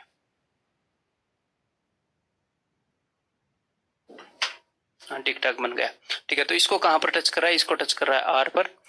AP and AQ produced at point B and C, इसको B पर और इसको C पर, ठीक है। If the perimeter of triangle APQ is 30 then the length of AB is equal to 15। ऐसे आप डायरेक्टली बता सकते हैं, बिल्कुल एक छोटी सी बात जाननी है, बस खत्म। एक्चुअल क्वेश्चन है, ठीक है। टीयर 1 में भी आ चुका है, टीयर 2 में भी आ चुका है इस कंसेप्ट के ऊपर बेस्ड क्वेश्चन, ठीक है। मैं आपको एक छोटी सी बात बता देता हूं, कोई बड़ी बात नहीं है, ध्यान से सुनो। ट्रायंगल APQ का पेरीमीटर, ट्रायंगल APQ का जो पेरीमीटर है, पेरीमीटर ऑफ ट्रायंगल APQ, इसको मैं किसके इक्वल लिख सकता हूं, देखो जरा, AP plus PQ plus QA। आप बोलोगे जी हाँ बिल्कुल, सारी साइड्स का सम, जी हाँ। AP प्लस इस PQ को दो हिस्सों में तोड़ दो, PR plus RQ plus QA। आप बोलोगे जी हाँ, इसको मैं दो हिस्सों में तोड़ रहा हूं, ठीक है। अब इस PR को मैं रिप्लेस करूंगा और इस RQ को मैं रिप्लेस करूंगा, ठीक है। क्योंकि पॉइंट P से दो टेंजेंट खींचे गए हैं, PR और PB। पॉइंट P से दो टेंजेंट खींचे गए हैं, दो स्पर्श रेखाएं PR और PB सेम पॉइंट से खींचे गए टेंजेंट बराबर होंगे, तो PR की जगह मैं PB लिख सकता हूं। तो AP plus PB is equal to, point Q से दो टेंजेंट खींचे गए हैं QR और QC, और QR की जगह मैं QC लिख सकता हूं बिकॉज लेंथ सेम है, तो QR की जगह मैंने लिख दिया QC प्लस QA, ठीक है। तो अब देखो AP plus PB, AP plus PB ये क्या आ गया, टेंजेंट AB, और AQ plus QC tangent AC, ठीक है। यानी कि दोनों टेंजेंट्स की लंबाइयों का सम, ये क्या आ गया, ये आ गया sum of length of tangents, tangent की लंबाइयों का सम आ गया, स्पर्श रेखाओं की लंबाइयों का योग, वो ट्रायंगल के पेरीमीटर के बराबर होता है। दोनों टेंजेंट की लंबाइयों का सम ट्रायंगल के पेरीमीटर के बराबर होता है इस केस में। और हाँ एक और बात, क्योंकि पॉइंट A से दो टेंजेंट खींचे गए AB और AC, दो टेंजेंट खींचे गए AB और AC सेम सर्कल के, तो दोनों टेंजेंट इक्वल होंगे कि नहीं, आप बोलोगे जी हाँ बिल्कुल इक्वल होंगे, सेम पॉइंट से खींचे गए टेंजेंट बराबर होते हैं। तो अगर दोनों का सम 30 है, पेरीमीटर के बराबर होता है दोनों का सम, दोनों का सम 30 है, तो एक किसके बराबर होगा, एक 15 के बराबर होगा, इसीलिए मैंने 15 निकाला। अगर पेरीमीटर 30 है तो दोनों टेंजेंट का सम 30 है, तो वो आपसे एक टेंजेंट भी पूछ सकता है। तो जो पेरीमीटर है वो किसी भी एक टेंजेंट का डबल है, ऐसे भी आप बोल सकते हो। ये दोनों टेंजेंट बराबर है, दोनों टेंजेंट के सम के बराबर है, तो जो पेरीमीटर है ट्रायंगल का वो किसी भी एक टेंजेंट की लेंथ का डबल है। अब इस चीज को ऐसे लिखकर समझना जरूरी नहीं था, मैं इसको लिखकर क्यों समझाता हूं, क्योंकि कई बार स्टूडेंट को पल्ले नहीं पड़ता, अदरवाइज मैं कैसे समझाना प्रेफर करता हूं। देखो देखो भाई, पेरीमीटर कैसे आएगा, पेरीमीटर आएगा जब आप यहां से यहां तक प्लस साथ में यहां से यहां तक इन लंबाइयों को जोड़ दोगे, ट्रायंगल की सारी साइड की लंबाइयों को जोड़ दोगे, कैसे भी करके जोड़ दो, ठीक है। तो ये जो है, मैं यहां से ऐसे आया और ऐसे गया, ये एग्जैक्टली बराबर है। अगर मैं यहां से यहां तक आया, अब देखो चाहे मैं PR चला जाऊं या PB चला जाऊं, ये जो ग्रीन लाइन मैंने खींची है अंदर और ये बाहर, इसकी लेंथ तो सेम है। क्यों, क्योंकि यहां से वहां तक भी सेम है, यहां से यहां तक भी सेम है, तो यानी कि इस टेंजेंट की लंबाई जो है वो इस ग्रीन के बराबर है। और साथ में इस टेंजेंट की लंबाई, मैं A से Q तक आया तो चाहे Q से R तक चला जाऊं या Q से C तक चला जाऊं, बात तो सेम ही है। इस पॉइंट से दो टेंजेंट खींचे गए, लेंथ तो सेम ही कवर होगी। तो ये जो यहाँ पर ब्लू ब्लू है उसकी लंबाई इस ब्लू के जितनी होगी, ठीक है, तो चाहे तो आप ट्रायंगल के पेरीमीटर को कवर कर लो या फिर दोनों टेंजेंट की लेंथ को कवर कर लो, डिस्टेंस सेम ट्रेवल होएगा। तो दोनों टेंजेंट्स की लेंथ का जो सम है वो इस ट्रायंगल के पेरीमीटर के बराबर है। देख पा रहे हो कि नहीं देख पा रहे हो? ठीक है, बिल्कुल सिंपल सी बात है। तो ट्रायंगल का जो पेरीमीटर है वो एक टेंजेंट की लंबाई का डबल है। जैसे उसने ट्रायंगल का पेरीमीटर बताया 30, तो मुझे पता लग गया हर एक टेंजेंट की लंबाई 15-15 है बस। तो भी आगे इसके ऊपर बेस्ट क्वेश्चन कर दोगे पक्का? बताओ। पिछला क्वेश्चन टीयर 1 में पूछा गया था, ये सीजीएल टीयर 2 का क्वेश्चन है। A circle touches the side BC of triangle ABC at D and ABAC produced, तो फिर से वही आ गया कि ABAC प्रोड्यूस करने के बाद AB और AC को प्रोड्यूस करने के बाद टच कर रहा है और साइड BC को टच कर रहा है। ठीक है, कहां कहां पर टच कर रहा है? इसको D पर टच कर रहा है और ABAC प्रोड्यूस करके E और F पर टच कर रहा है। इसको E पर, इसको F पर रिस्पेक्टिवली आदर के साथ टच कर रहा है। If AB is equal to 10 centimetre, अगर AB 10 सेंटीमीटर है, AC 8.6 है, BC 6.4 है, तो आपको ट्रायंगल का पेरीमीटर तो पता चल गया, तीनों साइड पता चल गई। AB जो है वो 8.6 है, ठीक है, और क्या क्या बताया, BC is equal to 6.4, BC जो है वो 6.4 है, और AC जो है, हाँ भाई 8, AC 8.6 थी, ठीक है, AB 10 थी है। लो, ये वैसे ही मैं काले रंग से लिखना नहीं चाह रहा था। ये 10 है, 10.0। तो ट्रायंगल का अगर पेरीमीटर आपको पता लग गया तो पूरे टेंजेंट की लेंथ पता चल गई। हर एक टेंजेंट ट्रायंगल के पेरीमीटर का हाफ है, बिकॉज दोनों टेंजेंट की लंबाइयों का योग पेरीमीटर के बराबर है और दोनों टेंजेंट बराबर होते हैं, तो इनको जोड़ो। 10 और 6 16 और 8 24, 0.6 एंड 0.41 25। ट्रायंगल का पेरीमीटर 25 है, 2 से डिवाइड करो 12.5, 12.5 हर एक टेंजेंट की लंबाई है। ठीक है, अगर हर एक टेंजेंट की लंबाई 12.5 है तो यहां से लेकर यहां तक 12.5 है, 10 यहां पर कवर हो गया तो ये 2.5 है। ठीक है, ये 2.5 है, अगर ये 2.5 है तो ये भी 2.5 है, और यही उसने पूछा है बीडी। कहाँ है BD? That is option D. बहुत ही सिंपल है, not a big deal, easily आप कर लोगे इस कंसेप्ट के बताने के बाद, है ना। ये क्वेश्चन बताओ, A is a point at a distance 26 centimetre from the centre O। तीनों क्वेश्चन इस कंसेप्ट के ऊपर मैंने एग्जाम में आए हुए लिए हैं, एक सीजीएल टीयर 1 में, पिछले वाला सीजीएल टीयर 2 में, ये CHSL में, CHSL 2019 में पूछा गया था। यह एग्जाम हमने एक भी नहीं छोड़ रखा क्वेश्चन उठाने के लिए, इस लेवल का एग्जाम। कैट के भी सारे क्वेश्चंस को करने के बाद सिलेक्टिव क्वेश्चंस उठाए हैं, relevant question. A is a point at a distance 26 centimetre from the centre O। एक ऐसा पॉइंट है जो सेंटर से 26 सेंटीमीटर की दूरी पर है। ठीक है, ये पूरा 26 है। ठीक है, सर्कल ऑफ रेडियस 10। ठीक है, AP and AQ are the tangents to the circle at, तो ये दो टेंजेंट है भाई, AP और AQ, बिकॉज सेम पॉइंट से हैं तो इनकी जो लंबाई है वो बराबर होगी। आप समझ सकते हैं बात को, सेम पॉइंट से हैं तो लंबाइयां बराबर होंगी। A tangent BC is drawn at a point R lying on the minor arc। minor arc देखो, minor arc PQ, तो दो आर्क हैं। जब एक सर्कल के ऊपर मैं PQ मार्क करूंगा तो दो आर्क बनते हैं। अगर मैं बोलूंगा आर्क PQ तो आपको कैसे पता चलेगा? ये भी एक आर्क है और ये भी एक आर्क है, ये भी एक आर्क है और ये भी एक आर्क है, तो ये वाला माइनर PQ है, ये मेजर PQ है। ठीक है, तो माइनर PQ यानी कि ये वाला माइनर, तो माइनर PQ पर एक पॉइंट D है।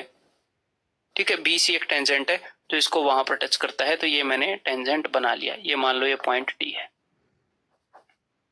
जरूरी नहीं है इस लाइन के ऊपर टच करेगा। ठीक है, टेंजेंट को थोड़ा और टेढ़ा करोगे तो यहाँ पर भी टच कर देगा, तो कई स्टूडेंट करते क्या है, यहीं पर ले देते हैं, यहाँ पर टच करेगा, जरूरी नहीं है। उसने थोड़ी बोला इसके परपेंडिकुलर है ऐसे। ठीक है, अच्छा ये R पर टच कर रहा है, D मैंने वैसे कर लिया। ठीक है, lying on the minor arc PQ to intersect AP and AQ at B and C, ये तो परफेक्ट हो गया। Then the perimeter of the triangle is, तो ये चीज तो मैं आपको बता चुका हूं कि भैया इस केस में ये वही तो केस है, वही केस है कि एक ट्रायंगल को सर्कल ऐसे टच कर रहा है, ये ट्रायंगल ही बन गई, ये एक ट्रायंगल बन गई ऐसे, और इस ट्रायंगल को एक सर्कल ऐसे टच कर रहा है। तो ये वही केस है कि जो ट्रायंगल का पेरीमीटर है वो इन दोनों टेंजेंट्स की लेंथ के बराबर होगा, या फिर कोई भी एक टेंजेंट निकाल लो उसकी लेंथ का डबल होगा। ठीक है, तो किसी भी एक टेंजेंट की लेंथ निकाल लो आप, कैसे निकाल सकते हो, सिंपल सी बात है, यहां से लेकर यहां तक ये 26 था। ठीक है, इसका वो कितना है, रेडियस 10 है, 10 है, राइट एंगल ट्रायंगल बनी है। ठीक है, 10 26 5 12 13 का डबल है, 5 का डबल 13 का डबल, तो ये 12 होएगा यहां से लेकर यहां तक। Right angle triangle A O P के अंदर अगर एक टेंजेंट की लंबाई 12 आ गई तो इस ट्रायंगल का पेरीमीटर क्या हो जाएगा, 12 का डबल 24, सिंपल। अच्छा, 5 12 13 का डबल है, ये 5 का डबल है, ये 13 का डबल है, तो यहाँ पर 12 का डबल होगा 24, हमने डबल नहीं किया जल्दबाजी में। ठीक है, तो एक टेंजेंट की लंबाई अगर 24 आ गई तो ट्रायंगल का पेरीमीटर क्या होगा, टेंजेंट की लंबाई का डबल यानी कि 48। CHSL 2019 का क्वेश्चन है। ठीक है, ये बताइए भाई, O is the center of the circle, ठीक है, PA and PB are tangents, then the quadrilateral AOBP is, तो ये quadrilateral क्या है, O सेंटर है, PAPB टेंजेंट्स है।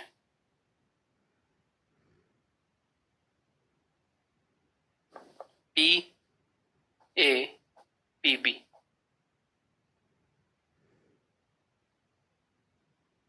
तो क्वाड्रिलेटरल AOBP किस तरह की क्वाड्रिलेटरल है, टेंजेंशियल क्वाड्रिलेटरल है, साइक्लिक क्वाड्रिलेटरल है, मतलब इनमें से दोनों है, कोई भी नहीं है, या कोई एक है। एक बार देखो, साइक्लिक क्वाड्रिलेटरल होती है एक ऐसी क्वाड्रिलेटरल जो सर्कल के अंदर हो, जिसके बाहर एक सर्कल खींचा जा सकता हो। टेंजेंशियल क्वाड्रिलेटरल स्पर्श रेखीय एक ऐसी क्वाड्रिलेटरल होती है जिसके अंदर सर्कल खींचा जा सकता हो। बता चुका हूं दोनों के बारे में। ठीक है, देखो तो भाई साइक्लिक क्वाड्रिलेटरल की क्या खासियत होती है चक्रीय चतुर्भुज की, कि उसके ऑपोजिट एंगल्स का सम 180 होता है, यही खासियत होती है। अगर ऑपोजिट एंगल्स का सम 180 हो जाए तो साइक्लिक हो जाएगी। तो यहाँ पर तो सीधा सीधा दिख रहा है, ये 90 है, ये 90 है, देखो ये 90 है, ये 90, इन दोनों का सम कितना है 180, और चारों एंगल्स का सम कितना होता है 360 होता है। 180 यहाँ पर कवर हो गया, बाकी का 180 इन दोनों के सम में कवर होएगा। तो ये पॉइंट भी हमेशा याद रखना कि जब भी दो टेंजेंट्स ड्रॉ करते हो और ऐसे लाइनें बनाते हो तो आमने सामने वाले एंगल्स का जो सम है वो 180 होता है। ये तो 90-90 दिख रहे हैं, वो इसके ऊपर क्वेश्चन पूछता है, और डायरेक्टली उसने क्वेश्चन पूछे हैं कि ऐसे ऐसे क्वेश्चन पूछे हैं कि angle A P B ratio angle, मतलब easy AOB is equal to 5:1, उल्टा ले लो, ये है ना, ये छोटा होगा उससे, इज 1:5। ठीक है, तो इन दोनों का सम कितना है 180, तो 30 और 150 हो जाएंगे, 180 को 1:5 रेशियो में तोड़ दो।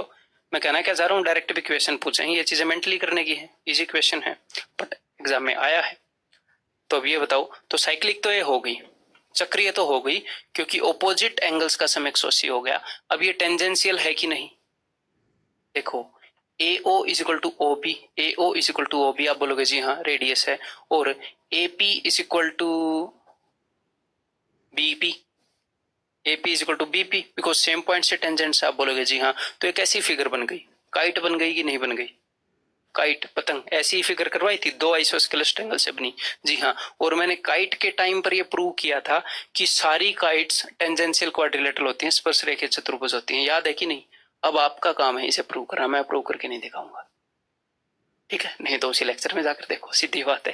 ठीक है, तो ये क्या है, ये टेंजेंशियल क्वाड्रिलेटरल भी है क्योंकि सारे काइट्स टेंजेंशियल क्वाड्रिलेटरल होते हैं। तो ये जो क्वाड्रिलेटरल है दिस इज बोथ 1 and 2।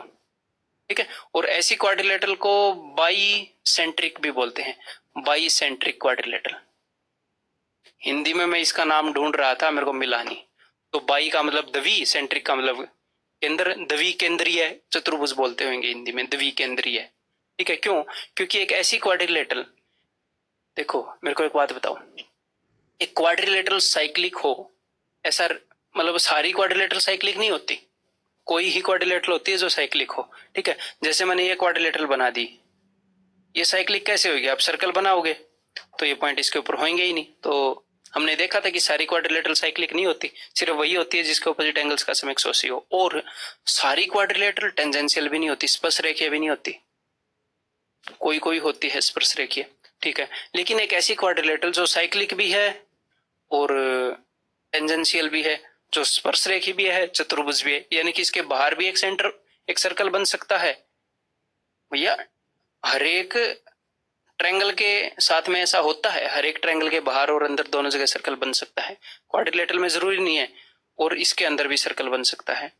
तो ये काफी स्पेशल केस है, इसीलिए इसको बाइसेंट्रिक मतलब एक नाम दिया गया है स्पेशल, क्यों? बिकॉज इसके अंदर दो सेंटर है, अंदर वाले सर्कल का ये सेंटर हो गया और बाहर वाले सर्कल का मान लो ये सेंटर हो गया, बाइसेंट्रिक, द्विकेंद्रीय चतुर्भुज, ठीक है। तो इस क्वेश्चन का आंसर क्या है? That is option C, both 1 and 2। ये बताओ भाई। गुड क्वेश्चन, 2017 टीयर 2 का क्वेश्चन है। कैलकुलेशन बिल्कुल भी नहीं है, टाइम बिल्कुल भी नहीं लेगा, ठीक चीज ट्राई कर गई तो ठीक है। In the given figure O is centre of the circle, circle has 3 tangents, if QPR is 45 then what is the value of QOR।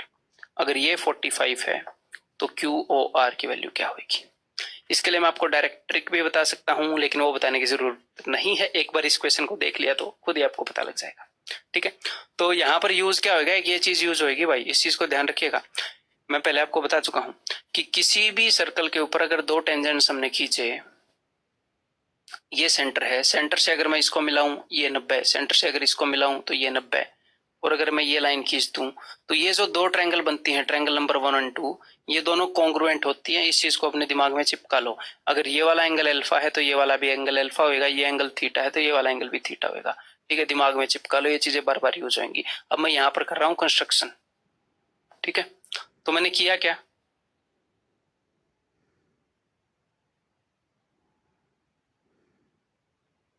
Centre से टेंजेंट के कॉन्टेक्ट पॉइंट पर मिला दिया, यहां पर भी मिला दिया और यहां पर भी मिला दिया, ठीक है। तो एक बात तो आपको क्लियरली ये पता हो जानी चाहिए कि इस एंगल और इस एंगल का सम अगर 90 90 180 है तो बाकी बचे हुए 2 एंगल्स का सम 180 होएगा, 180 होएगा। तो ये बात दिमाग में बैठी होनी चाहिए। अब बड़ी वाली क्वाड्रिलेटरल को देखो, इसको अगर ये 90 है, ये 90 है, तो ये और ये इन दोनों का सम 180 होएगा, इन दोनों का सम 180 है। तो आप बोलोगे जी हाँ इजीली, हाँ। और मैं आपको क्या बता चुका हूं, और मैं आपको ये बता चुका हूं कि जब भी ये केस बनेगा तो ये एंगल थीटा तो ये भी थीटा, ये अल्फा तो ये भी अल्फा, ठीक है। तो यहां पर ये केस कहां पर बन रहा है, देखिएगा जरा, ये एंगल अगर ए है तो ये एंगल भी ए होएगा, ये एंगल अगर बी है तो ये एंगल भी बी होएगा। देख लो, इस पॉइंट से 2 टेंजेंट ड्रॉ किए गए हैं और फिर सेंटर से ऐसे मिला दिए गए हैं, तो क्या वही सिचुएशन बनी कि नहीं बनी? इस पॉइंट से 2 टेंजेंट ड्रॉ किए गए, 2 कॉन्ग्रुएंट सर्वांग सम त्रिभुजें बनी कि नहीं बनी?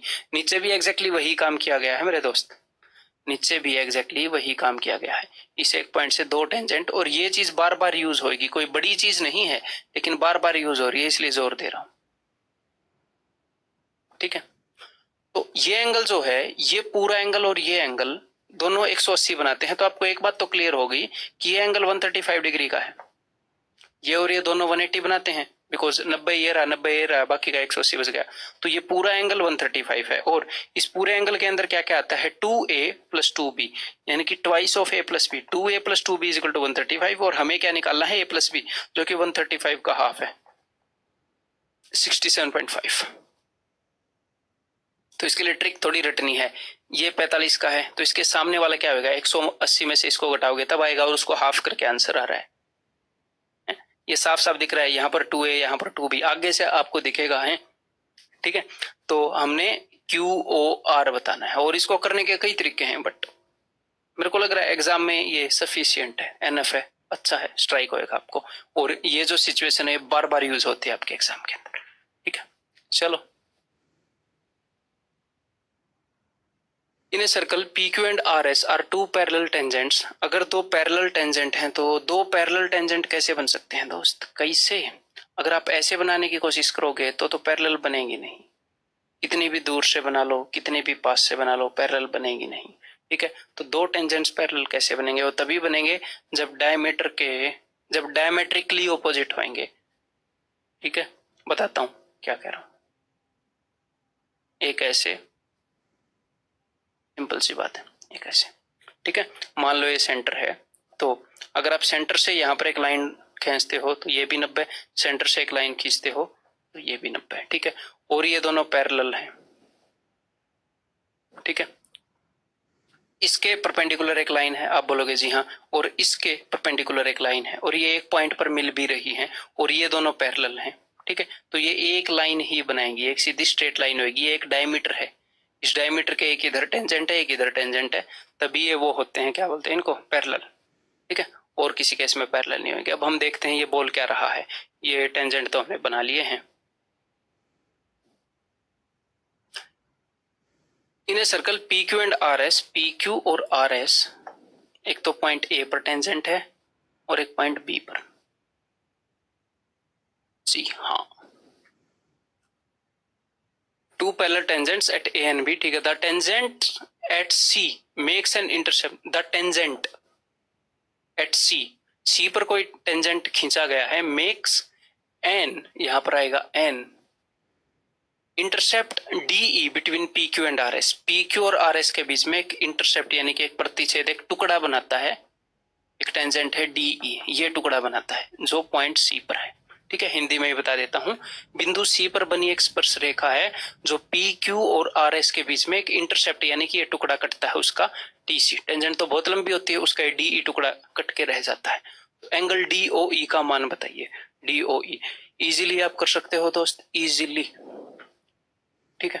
पहले ट्राई करो, बता चुका हूं मैं आपको, पिछले क्वेश्चन में ही मैंने आपको बताया क्या यूज होएगा। अगर आपके पास एक सर्कल है और इसके बाहर आप दो टेंजेंट खींच देते हो तो ऑफ कोर्स एक पॉइंट से खींचे गए टेंजेंट बराबर होते हैं, लेकिन अगर मैं सेंटर से ऐसे लाइनें खींचता हूं तो ऑफ कोर्स आपको पता है कि ये 90 और ये 90 होता है और इन दोनों एंगल्स का सम 180 होता है, आपको पता है, ठीक है। लेकिन मैं ये बता रहा हूं जो आपको पहले ही पता है कि ये जो ट्रायंगल नंबर 1 है और ट्रायंगल नंबर 2 है, ये दोनों क्या होती है, कॉन्ग्रुएंट होती है। अगर ये एंगल ए हुआ तो ये भी ए हुआ, ये बी हुआ तो ये भी बी हुआ, ठीक है। अब करो यहाँ पर काम, ठीक है। तो मुझे बताना एंगल डी हुई है। तो मैं फिर से यहां से मैंने ये खींचा भाई, यहां से मैंने ये खींचा, पॉइंट ऑफ कांटेक्ट पर अगर लाइन खींचूंगा तो 90 होगा टेंजेंट को, है ना, छोटी सी बात है, बार बार बताने की जरूरत नहीं है। तो ऊपर ये जो ट्रायंगल नंबर 1 है और ट्रायंगल नंबर 2 है, दोनों कॉन्ग्रुएंट हैं। ट्रायंगल नंबर 3 और ट्रायंगल नंबर 4 दोनों कॉन्ग्रुएंट सर्वांगसम हैं। जी हाँ, हाँ बोलिए जल्दी, ठीक है। तो अगर ये वाला एंगल ए हुआ, अगर ये वाला एंगल ए हुआ तो ये वाला एंगल भी ए होगा, आप बोलोगे जी हाँ। ये वाला एंगल बी हुआ तो ये वाला एंगल भी बी होगा, आप बोलोगे जी हाँ।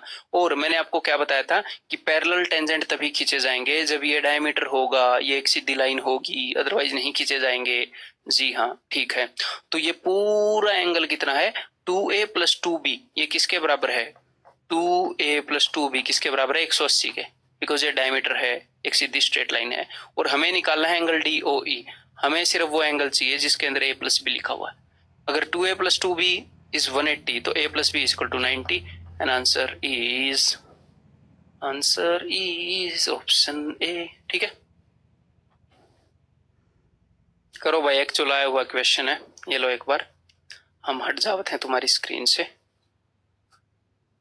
PA and PB are tangents to the circle and O is the center of the circle, ठीक है। The radius is 5, रेडियस 5 है और PO जो है वो 13 है।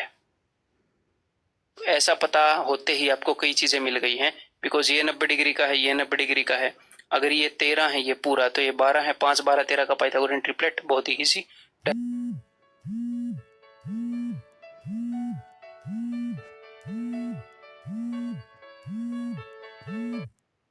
Direct striking. If the area of the triangle PAB triangle बनाइए महाराज, ट्रायंगल PAB, इसके एरिया के बारे में बात कर रहा है PAB, ठीक है। Is M then the value of that, तो इस ट्रायंगल PAB का एरिया मैं निकालूंगा, उसको मैं यहां पर रख दूंगा M की जगह पर और बात बन जाएगी। तो मुझे एक बात बताओ कि जो ये मैंने AB लाइन सेगमेंट खींची है, ये इसके परपेंडिकुलर होगी, मैं आपसे पूछना चाह रहा हूं क्यों, काहे, आप बताओ। मैंने पहले बताया, फिर थोड़ी देर में मैं बताऊंगा। कोशिश करो, एक बार वीडियो को पॉज करके कोशिश कर लो कि काहे ऐसा क्यों होगा।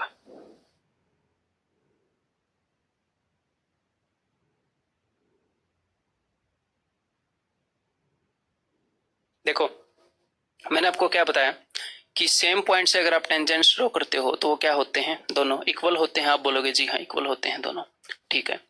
और AO और BO ये भी इक्वल होता है, तो ये इसके इक्वल है और ये इसके इक्वल है। आप बोलोगे जी हाँ, तो ये एक काइट बन गया ना, पतंग बन गया। ये मतलब कई तरीकों से प्रूव करी जा सकती है जो बातें मैं प्रूव कर रहा हूँ, ठीक है। मैं एक तरीके से प्रूव कर रहा हूँ, तो ये काइट बन गया, ये इसके बराबर है, ये इसके बराबर है। और काइट के जो डायगोनल्स होते हैं वो एक दूसरे को 90 डिग्री पर इंटरसेक्ट करते हैं और एक डायगोनल दूसरे को बाइसेक्ट भी करता है। तो ये अगर मैं मान लूं Z है तो AZ और ZB ये दोनों इक्वल भी हैं। ये वाला डायगोनल इस डायगोनल को बाइसेक्ट भी करेगा। या फिर आप इसको ऐसे भी सोच सकते थे कि APB एक आइसोस्केलस ट्रायंगल है, tangents from same point are equal. Isosceles triangle के अंदर मैंने यहां से क्या किया, मैंने यहां से मान लो एल्टीट्यूड ड्रॉप की, यहां से मान लो मैंने एल्टीट्यूड ड्रॉप की, ठीक है। तो यहां से, या फिर एल्टीट्यूड मत मानो, ये तो मान सकते हो कि यहां से मैंने मिड पॉइंट पर मारा है, मिड पॉइंट पर मैंने लाइन खींची, हाँ। तो आइसोस्केलस ट्रायंगल के अंदर मिड पॉइंट पर लाइन खींचोगे तो परपेंडिकुलर ही होगी, एल्टीट्यूड और मीडियन बराबर होती है, जी हाँ। अगर मैंने O से एक मिड पॉइंट पर लाइन खींची तो AB एक कॉर्ड है, एक जीवा है इस सर्कल की, तो यहां से अगर मैंने लाइन खींची मिड पॉइंट पर है, एक सर्कल के अंदर एक कॉर्ड के मिड पॉइंट पर लाइन खींचोगे तो परपेंडिकुलर भी होगी। ये छोटी छोटी चीजें पहले मैं प्रूव कर चुका हूं। तो यहां से जो लाइन गई वो भी परपेंडिकुलर, यहां से जो लाइन गई वो भी परपेंडिकुलर, और दोनों मिड पॉइंट पर मिली तो एक स्ट्रेट लाइन बन गई ना, 90 डिग्री बनाते हुए इस लाइन को दो बराबर हिस्सों में बांटते हुए। और बाकी आपको नॉर्मली फील भी हो जाना चाहिए था, जिस तरीके से मैं आपको फील करवा करवा के पढ़ा रहा हूँ, ठीक है। अब हम आगे बढ़ते हैं भैया। तो आपको ये बात पता होनी चाहिए कि this is equal to this. अब आपको एक और बात पता होनी चाहिए कि आपके सामने जो चीज दिख रही है वो पहले कहीं देखी है क्या? कुंभ के मेले में आपसे बिछड़ी हुई कोई फिगर तो नहीं है। एक राइट एंगल ट्रायंगल के अंदर राइट एंगुलर वर्टेक्स से एल्टीट्यूड खींची गई है क्या?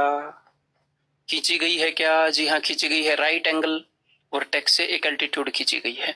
तो ये ट्रायंगल, ये सिचुएशन सिमिलर है, कई बार करवा चुका हूं, तो अप्लाई करो, एरिया निकालो। मुझे नहीं पता, मुझे PAB का एरिया चाहिए। देखो इसको आप बेस मान सकते हो, इसको हाइट मान सकते हो, इतना मुझे बता दिया, मैंने बता दिया आपको। तो AZ कैसे निकालोगे? AZ निकालने के कई तरीके हैं दोस्त। AZ मैं यहीं पर लिख देता हूं, AOP, ये 5 है, ये 12 है, ये पूरा 13 है। तो मैंने आपको क्या बताया था, इस ट्रायंगल का एरिया दो तरीकों से निकल सकता है, 13 इंटू, मान लो ये h है, base into height, base into height. तो 13 into H is equal to 5 into 12, तो 5 into 12 60 is equal to 13 into H, 13 into H 13 आ जाएगा नीचे। तो ये देखते ही पता हो जाना चाहिए कि A से लेकर Z की वैल्यू है वो 60/13 होगी, देखते ही। इतना आपसे मतलब रिक्वायर्ड है, नहीं तो आप मेहनत नहीं कर रहे हो। अब मैं फ्रेंकली बताने में विश्वास रखता हूँ, ठीक है। अब इसकी वैल्यू आ गई, अब मुझे ZP की वैल्यू और निकालनी है और उसके बाद हो जाएगी बल्ले बल्ले, ठीक है। और AZ को एक और तरीके से आप निकाल सकते थे, अगर सामने वाली साइड ना भी गिवन होती, अगर ये 13, वैसे तो ये गिवन है, अगर ना गिवन होती तो एक चीज और मैं आपको बता चुका हूँ, क्या बता चुका हूँ, 1/h² is equal to 1/5² plus 1/12², 1/this² is equal to 1/this² plus 1/this², remember, ठीक है। अब हमने PZ निकालना है जो कि बहुत ही इजी है, AP का square is equal to PZ into PO। AP का स्क्वायर यानी कि 144 इज इक्वल टू PZ जो कि मैंने निकालना है इंटू PO जो कि मेरे पास है 13।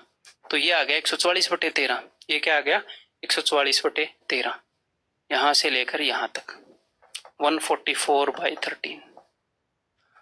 अब भैया इस ट्रायंगल का और ऊपर वाली ट्रायंगल और नीचे वाली ट्रायंगल दोनों क्या हैं, कॉन्ग्रुएंट हैं, तो एक ट्रायंगल का एरिया निकाल के उसको डबल कर दूंगा। आप बोलोगे जी हाँ, आपके पास कोई चारा नहीं है, आपको क्या बोलना पड़ेगा, जी हाँ,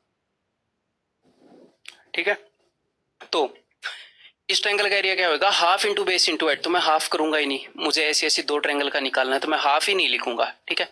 तो बेस इंटू हाइट, ये पूरी ट्रायंगल PAB का एरिया आ गया, मैंने हाफ लिखा ही नहीं, उसके एरिया को मैंने पहले ही डबल कर दिया इस पूरी ट्रायंगल। और इसकी वैल्यू m बताई गई है, ठीक है। तो उसने किया क्या है, m को 15 से उसने डिवाइड किया है, फिर उसने लगा दिया अंडर रूट, और अब बोल रहा है, अब आ रहा है वो हवा में कि इसका आंसर बताकर दिखाओ।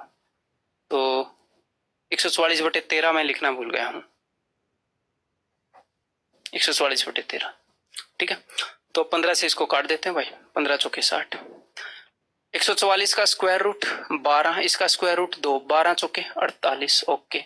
13 square root 13, 48/13, 9 square root, square root लग गया 48/13। नहीं, 12 यहां से 2 आएगा, इट विल बी 24। कैलकुलेशन में काहे मिस्टेक हो रही है। ये 12 आएगा, यहां से 2 आएगा, 12 दूनी 24 और नीचे से 1 13 आएगा, ऑप्शन बी, ठीक है। ये करो। There is a chord A B in a circle of radius 10 centimetre, ठीक है। The length of the chord is 12 centimetre. एक सर्कल है, इसके अंदर एक कॉर्ड है जिसकी लंबाई 12 सेंटीमीटर है, ठीक है। 2 टेंजेंट्स आर ड्रॉन फ्रॉम ये इसको मैं यहां पर नहीं बनाऊंगा, नहीं तो नीचे ले जाना पड़ेगा डायग्राम, मैं यहां पर बना रहा हूं, ठीक है। ठीक है मेरे भाई, वो नीचे मेरे पास ड्रॉ करने की जगह नहीं है, इसलिए मैंने इसको यहां पर बना लिया।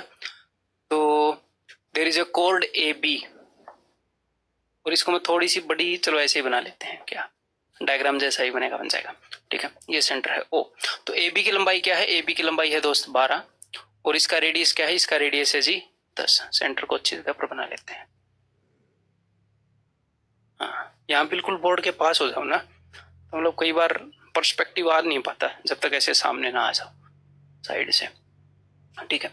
तो इसकी लंबाई 12 है, सेंटर से मैंने ये मारा यहाँ पर परपेंडिकुलर, तो ये हो गया 6, ये हो गया 6, और ये है जी रेडियस, रेडियस कितना है, इसका है 10, तो 6 8 10 दफा पाइथागोरियन ट्रिपलेट के तहत इसको 8 नंबर करार दिया जाता है, 6 8 10, ठीक है। अब आगे उसने क्या बोला है, आगे उसने बोला है 2 tangents are drawn from an external point P to A and B। A और B पर 2 टेंजेंट ड्रॉ किए गए हैं, ऐसे ऐसे, इसीलिए मैंने नीचे बनाया नहीं डायग्राम, वैसे आया तो थोड़ा सा ही है P, ठीक है।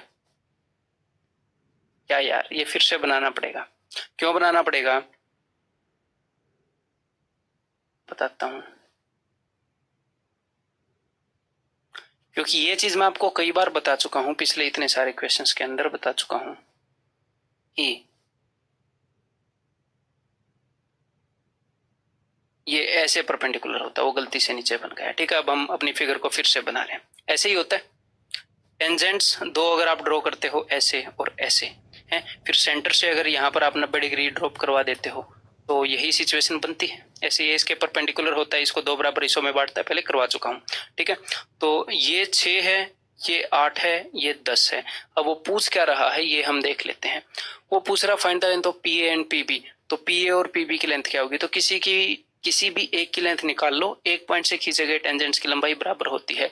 तो आपको कुछ सिमिलर चीजें दिख रही हैं क्या, ऐसी चीजें दिख रही हैं जो आपने पहले देखी हैं। एक राइट एंगुलर वर्टेक्स से एल्टीट्यूड, राइट एंगल ट्रायंगल के अंदर यहां से एल्टीट्यूड, जी हाँ दिख रहा है।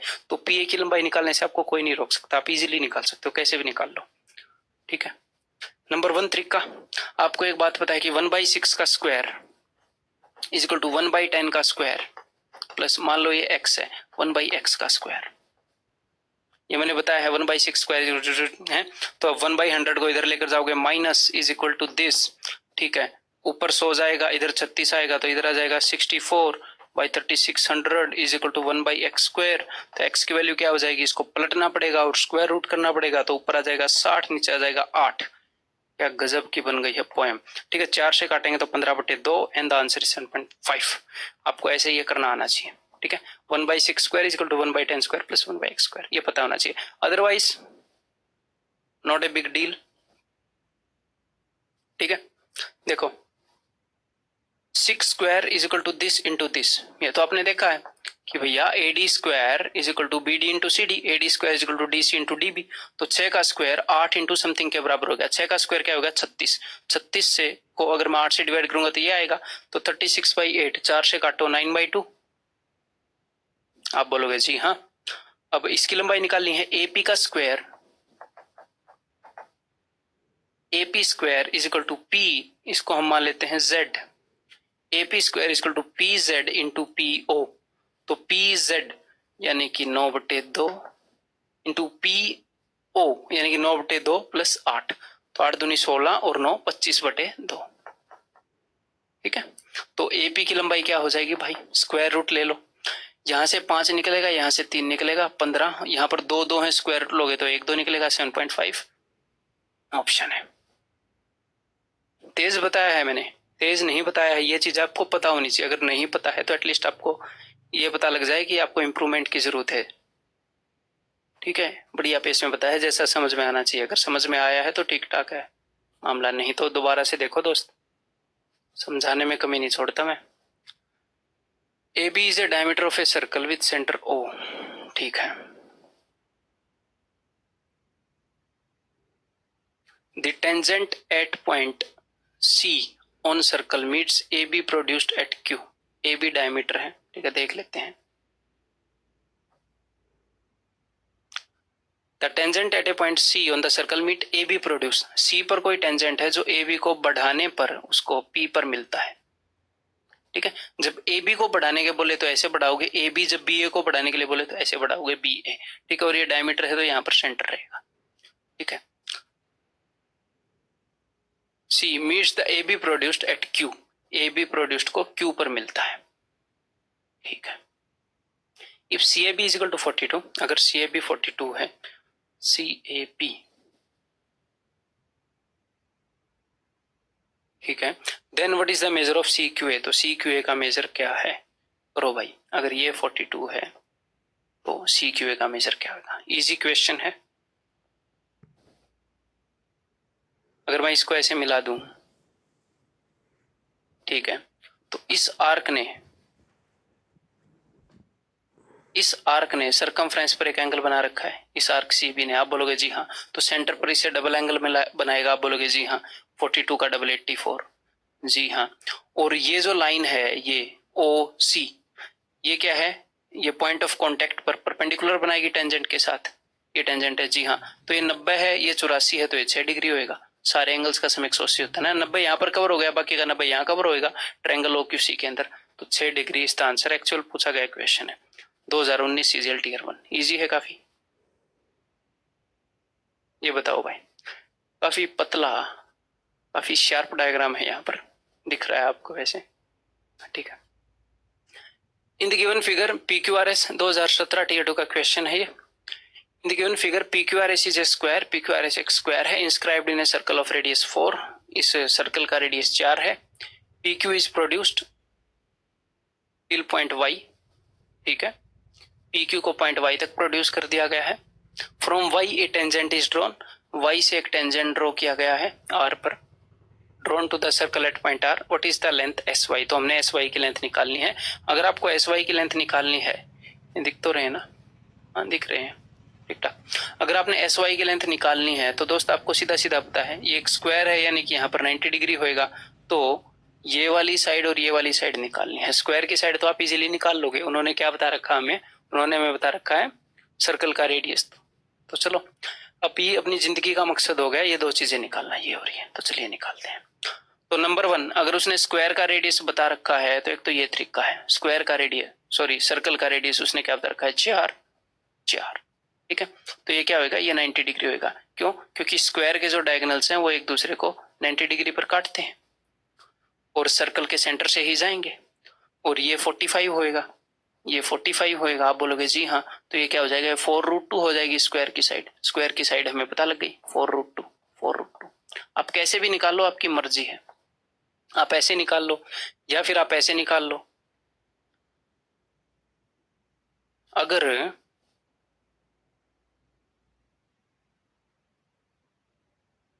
अगर रेडियस 4 है, अगर रेडियस 4 है तो पूरा डायमीटर कितना होगा, पूरा डायमीटर आप बोलोगे जी 8 होएगा। अगर पूरा डायमीटर 8 है तो डायमीटर को √2 से, अब ये क्या हो गया, ये डायगोनल बन गया है, विकर्ण बन गया है स्क्वायर का।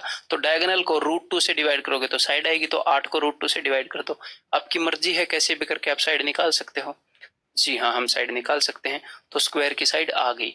उसके बाद आगे देखो, अब हमें ये मिल गया, ये मिल गया, सिर्फ QY निकालना है तो हम SY निकाल पाएंगे जी। तो अब ये देखो, जो स्क्वायर का डायगोनल है वो एंगल को 2 बराबर हिस्सों में बांटता है। ये भी 45 और ये भी 45। आप बोलोगे जी हाँ, और YR टेंजेंट है। अगर YR टेंजेंट है तो ये पूरा एंगल कितना हो गया, पूरा एंगल 90 होएगा। आप बोलोगे जी हाँ 90 होएगा। 90 में से ये 45 यहाँ कवर हो गया तो बाकी का 45 वहां पर कवर होएगा। ठीक है, अगर यहाँ पर 90 डिग्री है तो यहाँ पर भी 90 डिग्री होएगा। ये 45, ये 90, तो यही 45 होएगा। तो ठीक है भैया, 45 के सामने 4√2 तो 45 के सामने 4√2, तो जो हमें चाहिए था वो मिल गया, ये भी मिल गया, ये भी मिल गया, ये भी मिल गया। अब हम इजीली कर सकते हैं इस काम को, ठीक है। तो अब मैं इस क्वेश्चन को सोल्व करने के लिए 4√2 को यूज नहीं करूंगा, 4√2 से काट दूंगा। यहाँ पर 4√2 है, यहाँ पर 4√2 का डबल है, तो यहाँ पर मैं 1 ले लूंगा और यहाँ पर मन ही मन में 2 ले लूंगा। और 4√2 से मैंने काटा है तो बाद में 4√2 से मल्टीप्लाई कर दूंगा, और सिर्फ पाइथागोरस ही लगाना है ना। तो चलो, 1 का स्क्वायर 1, 2 का स्क्वायर 4, 4 और 1 5, तो आंसर क्या आ गया √5। लेकिन 4√2 से काटा था, तो 4√2 into √5, 4√10 will be our answer. तो ये एक क्वेश्चन है जो एक्चुअल में आपके एग्जाम के अंदर आया था, जो एक स्क्वायर के ऊपर बेस्ड है। ऐसा ही एक क्वेश्चन रेक्टेंगल के ऊपर बेस्ड करवाने वाला हूं आपको। ये लो, एग्जैक्टली वैसा ही क्वेश्चन, उसी क्वेश्चन से बनाया गया है। बताओ एक बार, इन द गिवन फिगर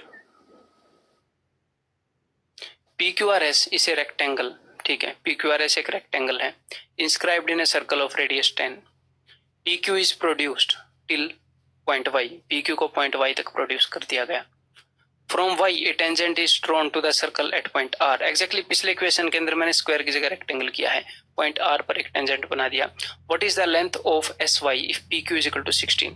तो PQ की लेंथ 16 है और आपको sy की लेंथ बतानी है, तो ये मिल गई, ये 90 डिग्री है रेक्टेंगल के अंदर, तो SP हमें चाहिए और ये QY चाहिए, ठीक है। उसके बाद बात बन जाएगी। तो देखो, और उसने क्या बता रखा है कि भैया जो रेडियस है वो 10 है। अगर रेडियस 10 है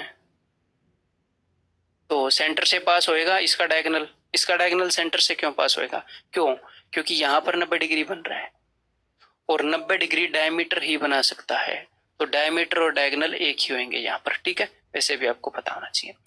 तो अगर रेडियस 10 है तो ये पूरा डायगोनल कितना हो जाएगा? 20, ये डायमीटर 20 हो जाएगा।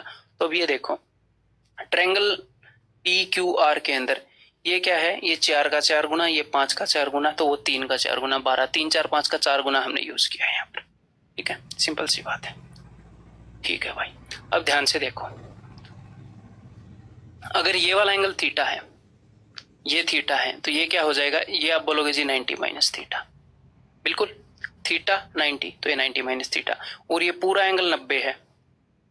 पूरा एंगल 90 क्यों है? क्योंकि ये टेंजेंट है और ये सेंटर से लाइन आ रही है यहाँ पर, ठीक है। ये 90 है, तो ये 90 है, ये 90 माइनस थीटा है, तो ये क्या हो जाएगा? ये थीटा हो जाएगा। आप बोलोगे जी हाँ थीटा। तो ट्रायंगल नंबर 1 और ट्रायंगल नंबर 2 को देखो, इन दोनों ट्रायंगल के अंदर है कौन कौन से एंगल है? थीटा है, 90 है, थीटा है और यहाँ पर भी 90 है। तो दोनों के अंदर थीटा और 90, थीटा और 90, यानी कि दोनों सिमिलर हैं। तो सिमिलरिटी से हम QY को निकाल लेंगे, बिल्कुल बेसिक सी बात है, ठीक है। अगर ये थीटा है तो ये क्या हो जाएगा? ये 90 माइनस थीटा, इसको मैं थीटा डैश लिख देता हूं ताकि हमें ज्यादा बोलना और लिखना ना पड़े 90 माइनस थीटा को।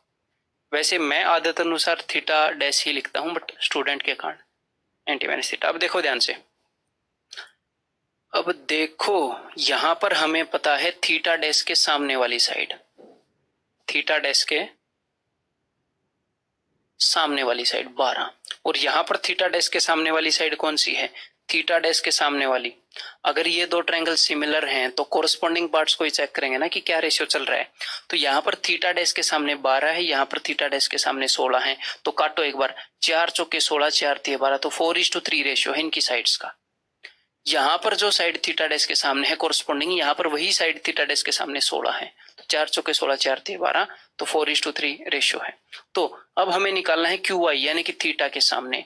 तो यहाँ पर थीटा के सामने है 12, तो 12 के साथ 4:3 रेशियो करना, 4 चौके 12, 4 तिये 12, 3 तिये 9, तो ये 9 आएगा। या तो ऐसे कर लो, करना तो ऐसे ही चाहिए और काफी डिफिकल्ट है भी नहीं, मतलब कि इजी ही है।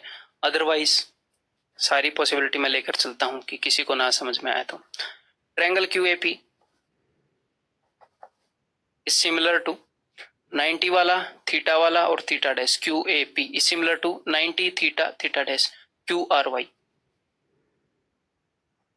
तो यहां पर आप लिख सकते हो QA by QR is equal to AP by RY is equal to QP by QY। यहां पर वैल्यू सब्स्टिट्यूट करो, उसके बाद इजीली आपको QY मिल जाएगी। तो एक तो इस तरीके से इनको सिमिलर कर सकते हैं, या फिर एक और तरीके से आप इनको सिमिलर कर सकते हो, स्क्वायर के अंदर भी वो तरीका लगा सकते थे, बहुत ही बेसिक। ऑल्टरनेट सेगमेंट थ्योरम आपको बताया ना मैंने। मान लो ये स्क्वायर था और ये यहां पर टेंजेंट था, तो देखो ये एक टेंजेंट है काले वाला और ये ब्लू वाली एक कॉर्ड है। आप बोलोगे जी हाँ बिल्कुल, ब्लू वाली एक कॉर्ड है, ठीक है। और यहां पर ये जो है स्क्वायर का डायगोनल सेंटर से ही होते हुए गुजरता है, आपको पता है, जी हाँ। तो देखो ये एक टेंजेंट है पी टी और टी बी एक कॉर्ड है, तो टेंजेंट और कॉर्ड के बीच में जो एंगल है, कॉर्ड दूसरी तरफ वही एंगल बनाएगी थीटा। तो यहां पर अगर 45 होता है किसके अंदर, स्क्वायर के अंदर, स्क्वायर का डायगोनल 45 बनाता है, तो यहां पर भी 45 आया था ना। लेकिन रेक्टेंगल के लिए अंदर डायगोनल कोई स्पेसिफिक एंगल नहीं बनाता, डिपेंड करता है रेक्टेंगल कैसी है। तो यहां पर भी आप ऑल्टरनेट सेगमेंट थ्योरम से देख सकते हो, अगर ये टेंजेंट है और ये अपनी कॉर्ड है तो हम डायरेक्ट इनको सिमिलर प्रूव कर सकते थे।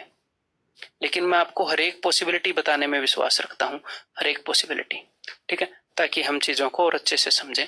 अगर इस कॉर्ड और इस टेंजेंट के बीच में यहां पर एंगल थीटा है, ये जो कॉर्ड है ये इस टेंजेंट के साथ थीटा बनाती है, तो ये कॉर्ड दूसरे सेगमेंट में ये कॉर्ड थीटा बनाएगी।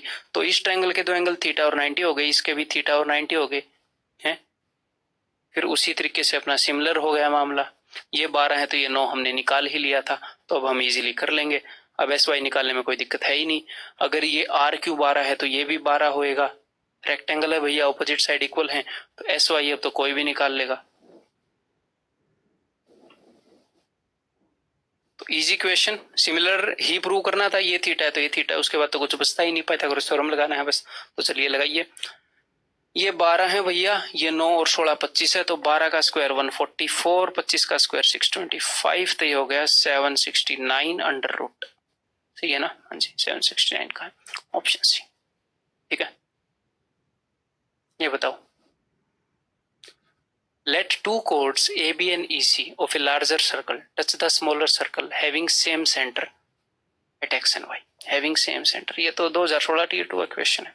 ये एक सर्कल है, एक छोटा सर्कल है, बिकॉज ये उस शिफ्ट में आया था जिसमें मेरे 200 में से 193 आए थे, और उस शिफ्ट के अंदर मेरे को 100 के 100 क्वेश्चन आ रहे थे। एक तो मैं अटेम्प्ट कर ही नहीं पाया, मतलब ये नहीं कि टाइम नहीं बचा, उसके ऊपर पता नहीं 5 मिनट तक लगाए होंगे, बहुत ईजी क्वेश्चन, घर पर आते ही मेंटली हो गया उसी प्रेशर में कि क्यों नहीं हो रहा, क्यों नहीं हो रहा, और उस कारण रिवीजन भी नहीं कर पाया। शायद 4 क्वेश्चन मेरे गलत हो गए थे, फिर 193 बन रहे क्या 4 गलत होने से। 4 अपने गलत हो गए तो माइनस का 2.5 आ गया, तो फिर 3 गलत हुए होंगे, यानी कि कुल मिलाकर 193 मार्क्स बने थे वहां पर, या 2 गलत हुए, 193 कैसे आएंगे मार्क्स। एक मैंने किया नहीं तो 2 नंबर इसके मिले नहीं, है ना, ठीक है। और अगर एक क्वेश्चन नहीं, एक क्वेश्चन गलत किया तो 2.5 कटते हैं, तो 2.5 इंटू 2 5 यहाँ पर कटे, तो 2 ही क्वेश्चन गलत हुए थे। अच्छा हम 4 का एग्जाम्पल दे रहे हैं तब से, ठीक है।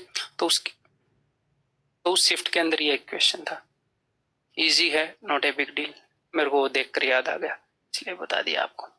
हाँ, two circles, let two chords AB and AC of larger circle, larger circle की 2 chords हैं AB और AC।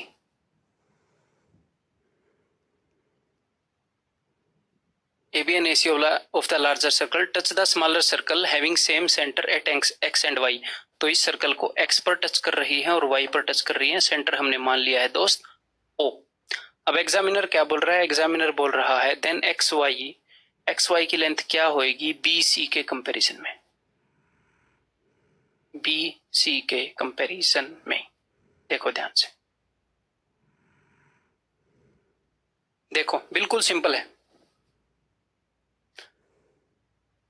ये जो है ये दोनों सर्कल्स का सेंटर है, आप बोलोगे जी हाँ दोनों सर्कल्स का सेंटर है। ये जो है ए बी, ये छोटे वाले सर्कल के लिए टेंजेंट है, छोटे वाले सर्कल के लिए आप बोलोगे जी हाँ टेंजेंट है। अगर टेंजेंट है तो इस पॉइंट के ऊपर 90 डिग्री का एंगल बनेगा, आप बोलोगे जी हाँ 90 डिग्री का एंगल तो बनेगा। तो अब हमने देखा छोटे सर्कल के पर्सपेक्टिव से, छोटे सर्कल के लिए टेंजेंट है स्पर्शरेखा। बड़े सर्कल के पर्सपेक्टिव से देखो, बड़े सर्कल के लिए तो एक कॉर्ड है और बड़े सर्कल के लिए जो कोड है वहां पर अगर आप 90 डिग्री खींचोगे तो कोड को दो बराबर हिस्सों में बांटेगा ये। आप बोलोगे जी हाँ, दोनों बराबर हिस्सों में बांटेगा, बिल्कुल। तो ये तो मिड पॉइंट हुआ। आप बोलोगे जी हाँ, मिड पॉइंट हुआ। सिमिलरली यहाँ पर ये भी मिड पॉइंट आप प्रूव कर सकते हो, ठीक है। यहाँ पर ये भी आप मिड पॉइंट प्रूव कर सकते हो। तो ये देखो, एक ट्रायंगल है अपने पास, मिड पॉइंट से मिड पॉइंट को मिलाया गया है। तो ये जो लाइन बनेगी ये तीसरी वाली साइड से हाफ होगी और उसके पैरेलल होगी। यहाँ पर सिर्फ एक ही प्रॉपर्टी पूछी है, ऑप्शन बी, कि भाई ये उसके हाफ है, वो पैरेलल भी होगी, ये भी आपको पता होना चाहिए। सिंपल है। बताइए, a rectangle ABCD is inscribed in a circle. Actual question है CHSL 2018 का। Inscribed in a circle with centre O। अपने पास एक सर्कल है,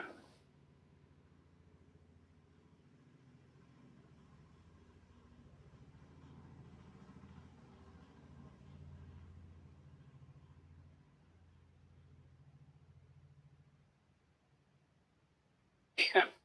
it's diagonal CA is produce to point E। तो जो CA है, जो चार्टर्ड अकाउंटेंट है, उसको पॉइंट E तक हमने प्रोड्यूस कर दिया। अब गलत खिंचता है, ठीक है। To a point E outside the circle, ED is a tangent to the circle at D। और ED जो है वो सर्कल को D पर एक टेंजेंट है, इस तरीके से खींचा गया है। तो ये आप पॉइंट मान लीजिए E, ताकि ED एक टेंजेंट बन जाए। If AC is equal to 2BC, AC जो है वो 2BC है। अगर AC की लंबाई BC से डबल, अगर BC की लंबाई 1 होगी तो AC की लंबाई 2 होगी। तो ये भी 1 होएगा, ये भी 1 होएगा। क्यों? बिकॉज रेक्टेंगल के अंदर डायमीटर, जो डायगोनल है और डायमीटर वो सेम होते हैं। ये 1 है, ये 2 है, तो ये भी 1 है, ये भी 1 है। अब हम आगे बढ़ते हैं भैया। और एक बात आपको पता होगी, ट्रायंगल ABC के अंदर देखो, ट्रायंगल ABC अगर 90 के सामने 2 यूनिट हैं तो 30 के सामने ही 1 यूनिट हो सकती है। तो ये 60 है, ये 30 है। 90 के सामने 2 है लंबाई, तो 30 के सामने 1 है? ठीक है। अब हम आगे करते हैं। Then what is the measurement of angle DEC। Angle DEC की मेजरमेंट क्या होगी? ठीक है भाई, निकालते हैं। DEC की मेजरमेंट चाहिए। अगर मुझे ये एंगल मिल जाए तो भी मैं बता दूं। चलो इसको सेंटर से मिलाते हैं। अगर मैं इसको सेंटर से मिलाऊंगा, ये रेडियस 1 है तो ये रेडियस भी 1 होएगा, और ये BC 1 है तो ये भी 1 होएगा। तो ये तो बन गई अपनी, क्या बोलते हैं उसको, इक्विलेटरल ट्रायंगल। 1 1 1। देखो ये 1 है तो सामने वाली साइड 1, ये रेडियस है 1 तो ये भी 1, तो 1 1 1, तो सारे एंगल 60 60 60 हो गए। ठीक है, 60 60 60। और ये पूरा एंगल 90 डिग्री का है। ये कौन से एंगल का जिक्र कर रहा हूं मैं? ODE। ODE 90 डिग्री का क्यों है? बिकॉज ये टेंजेंट और ये अपना रेडियस है, रेडियस और टेंजेंट है। जी हाँ, 90 का है। ये अगर 60 है तो ये क्या हो जाएगा फिर? ये 30 हो जाएगा। ये 30 है तो ये भी 30 हो जाएगा। क्यों? बिकॉज एक्सटीरियर एंगल 60 है। देखो देखो, एक्सटीरियर एंगल 60 है। अगर मैं हरी ट्रायंगल बनाऊं आपके लिए,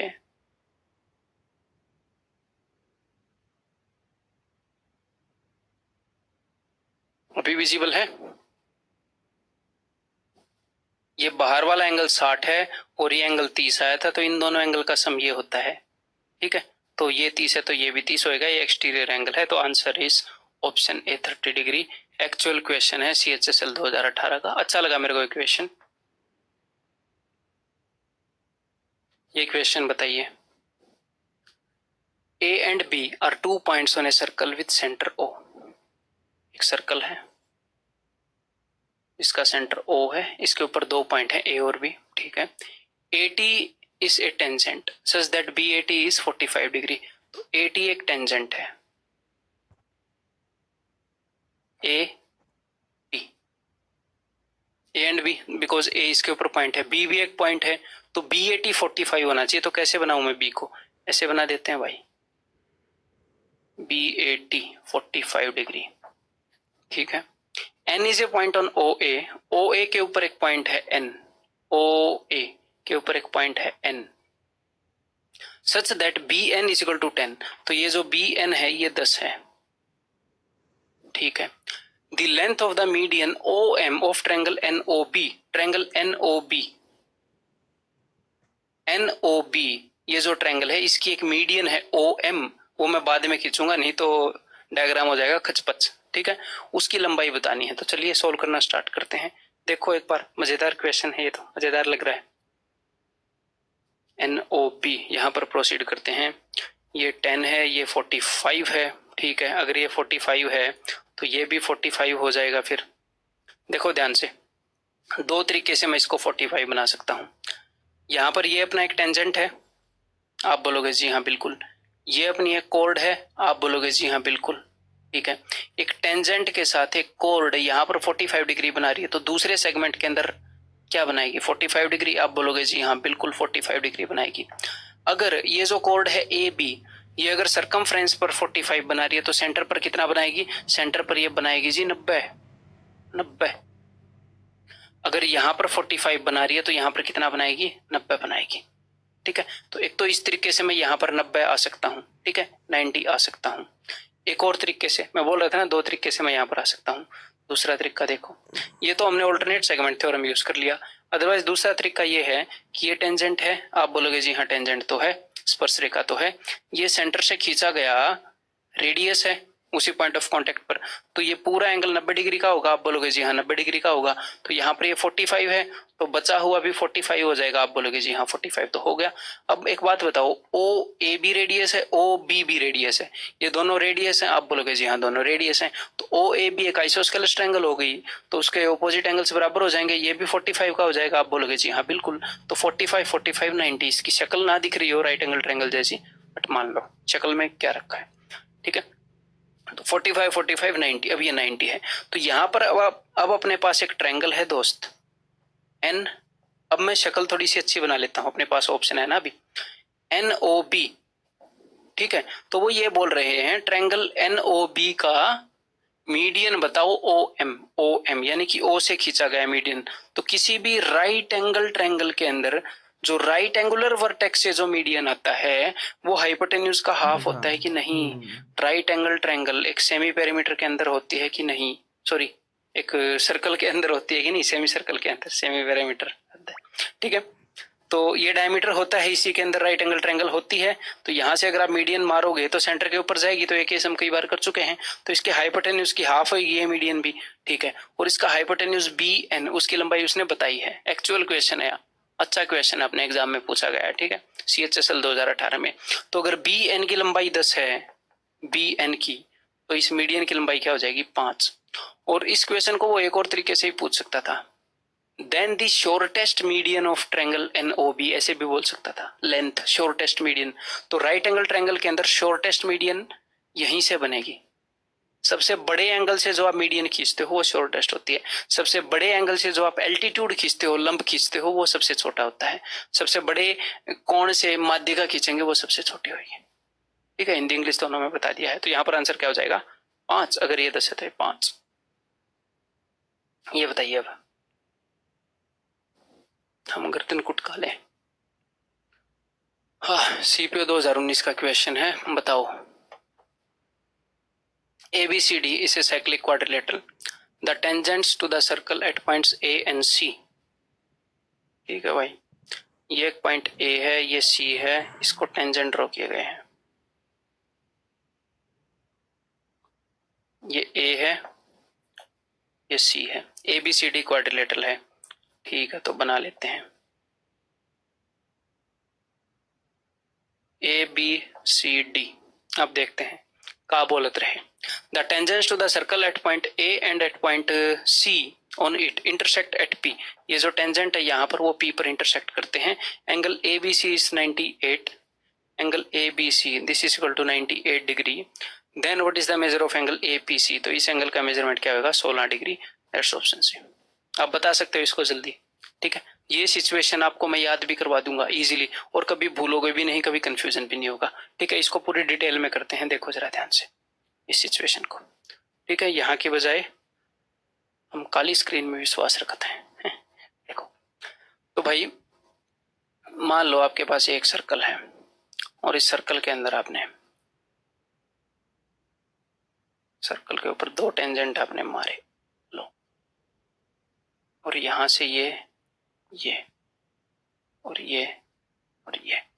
ठीक है, let this be A B C, और ये है पी और क्यू। ठीक है, तो अगर ये वाला एंगल थीटा है, अगर ये वाला एंगल थीटा है तो ये वाला एंगल हो जाएगा जी 90 प्लस थीटा बाई 2, और ये वाला एंगल होता है 90 माइनस थीटा बाई 2। ठीक है, और इस सिचुएशन को एग्जैक्टली याद करने की जरूरत नहीं है, लेकिन मैंने एक बार इस सिचुएशन को देखा और उसके बाद ये मेरे को याद हो गई, मैंने इस तरीके से इसको देखा, तो आपको भी एक बार दिखा दूं, दिक्कत क्या है, याद रहेगी तो ठीक, नहीं तो वैसे भी आंसर आ जाएगा आपका। ठीक है, देखो कैसे याद रहेगी। अगर ये सेंटर है, ये दिख रहा है ये वाला रंग, हाँ ठीक ठाक दिख रहा है।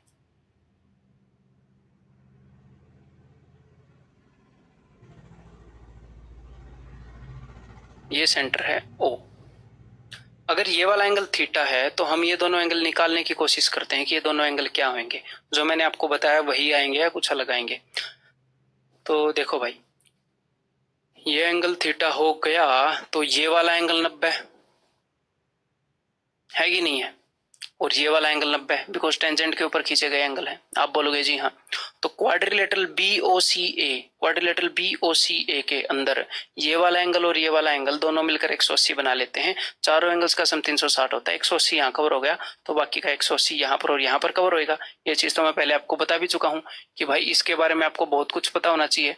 अगर दो टेंजेंट खींचे जाए तो ये 90 ये 90, इन दोनों का सम 180, ये इसके बराबर, और ये दोनों कॉन्ग्रुएंट, ये दोनों बराबर, और ये इसके परपेंडिकुलर और बाइसेक्ट होती है। कई सिचुएशन आपको बता चुका हूँ, घबराइए मत, नोट्स में लिख लो, इजीली याद हो जाएंगी ये सारी चीजें, क्योंकि हम इसी तरीके से क्वेश्चन को करते हैं।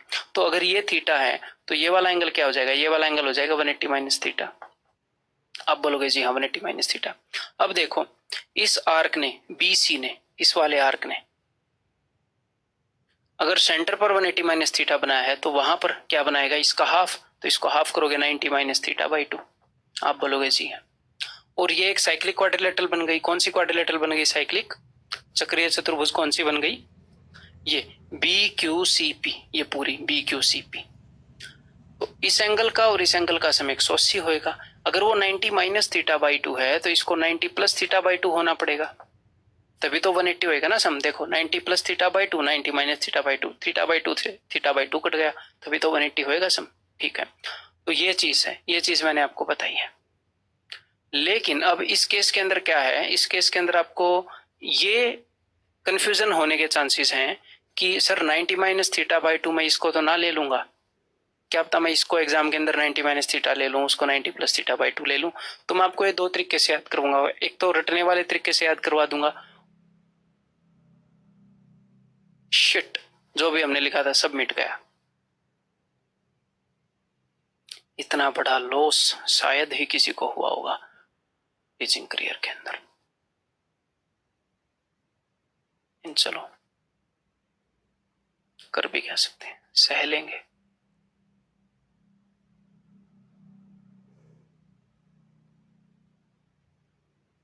अब ध्यान से सुन लो भाई, ठीक है। अगर ये वाला एंगल थीटा है तो इनमें से एक एंगल 90 माइनस थीटा बाई 2 है, एक एंगल 90 प्लस थीटा बाई 2 है। तो ये आप कैसे हिसाब लगाओगे, देखो अगर मेरे को एक बात बताओ, अगर अपने पास एक सर्कल है और ये दो पॉइंट्स हैं, तो अगर मैं इन दोनों पॉइंट से यहां पर अगर मैं एंगल बनाऊं वो बड़ा होएगा या यहां पर एंगल बनाऊं वो बड़ा होएगा। अगर मैं छोटे आर्क पर एंगल बनाऊं, इधर वाला आर्क छोटा है ना, आर्क PRQ ये छोटा है, आर्क PAQ ये बड़ा है, तो छोटे वाले में बनाओगे तो आपको पता लग रहा है सर बड़ा बन रहा है, और यहाँ पर अगर बड़े वाले आर्क में बना रहे हो, बड़े वाले सेगमेंट में, तो सर छोटा बन रहा है। तो सेम कहानी यहाँ पर है, अगर किसी सर्कल के अंदर टेंजेंट्स ऐसे इंटरसेक्ट कर रहे हैं यहाँ पर, तो ये जो है ये छोटा आर्क ही बनेगा हमेशा, ये हमेशा छोटा आर्क बनेगा पक्का। ये तो इस छोटे आर्क के अंदर जो एंगल बनेगा ना वो बड़ा ही बनेगा इसके कंपैरिजन में, इस वाले एंगल के कंपैरिजन में। तो टेंजेंट्स जिस तरफ इंटरसेक्ट कर रहे हैं वहां पर बड़े वाला एंगल बनेगा, ठीक है, और दूसरी तरफ छोटा वाला एंगल बनेगा। और हाँ, आप अब रटने वाले तरीके तो कई हैं कि जो पास है, पास में रहने से पॉजिटिव फीलिंग्स बढ़ती हैं, तो जो पास है वो पॉजिटिव वाला है, जो दूर है, दूर रहना एक नेगेटिव चीज है, पास है तो पॉजिटिव, दूर है तो नेगेटिव, ऐसे करके कुछ भी याद कर लो, ठीक है। ये चीज मैंने आपको बता दी। तो अभी एग्जाम के अंदर आप इसको कैसे यूज कर सकते हो, काफी इजीली यूज कर सकते हो। ये क्या है, this is 90 plus theta by 2। अगर ये 90 प्लस थीटा बाई 2 है, 90 में थीटा बाई 2 जोड़ने पर ये आया, तो 90 में 8 जोड़ने पर ये आया, यानी कि थीटा बाई 2 8 है, थीटा का आधा 8 है, तो थीटा क्या होगा 16। थीटा यही था ना, तो 16। या फिर आपको एग्जाम में क्या करना पड़ता, या फिर हमें वो सारा रास्ता ट्रैक करना पड़ता, बस नॉट ए बिग डील, उसको भी ट्रैक करते हैं, ठीक है, क्योंकि हर एक चीज के लिए हम तैयार हैं। तो आपको ये छोटा सा काम करना पड़ता कि अगर ये 98 है तो इसके सामने वाला निकालो, तो आप इसके सामने वाला निकाल लेते हैं इजीली। 180 में से इसको घटाओ तो आ जाएगा जी 82, ठीक है। अगर ये 82 है तो यहाँ पर 82 का डबल आएगा, क्योंकि अगर सरकमफ्रेंस पर एंगल 82 है तो सेंटर पर डबल बनेगा, तो ये हो जाएगा जी 164। और हमें पता है कि ये 90 है। जैसे हमने थ्योरम को डिराइव किया है, रिजल्ट को डिराइव किया है, वैसे इक्वेशन को करना पड़ेगा। इन दोनों का सम 180 है, तो इसका और इसका सम भी 180 होगा। अगर ये 164 है तो इसको 16 डिग्री होना पड़ेगा, ताकि इन दोनों का सम 180 डिग्री हो जाए। Answer will be option C. ये देखिए भाई, करिए। PA is a tangent to the circle with center O, while PC bisects the angle APB। APB को बाइसेक्ट करता है और ये टेंजेंट है, ये इधर थीटा है, ये इधर थीटा है। जी हाँ, ठीक है, अच्छी बात है। What is the major of angle ACP? तो इस वाले एंगल का मेजरमेंट क्या है, ठीक है। वो टेंजेंट है तो टेंजेंट को यूज करते हैं भाई। तो अगर मैंने सेंटर से ये रेडियस ड्रॉ किया है तो ये क्या होएगा, ये इसके परपेंडिकुलर होएगा। आप बोलोगे जी हाँ बिल्कुल परपेंडिकुलर होएगा, ठीक है। तो ये वाला एंगल क्या हो जाएगा, ये वाला एंगल, इस ट्रायंगल के अंदर ए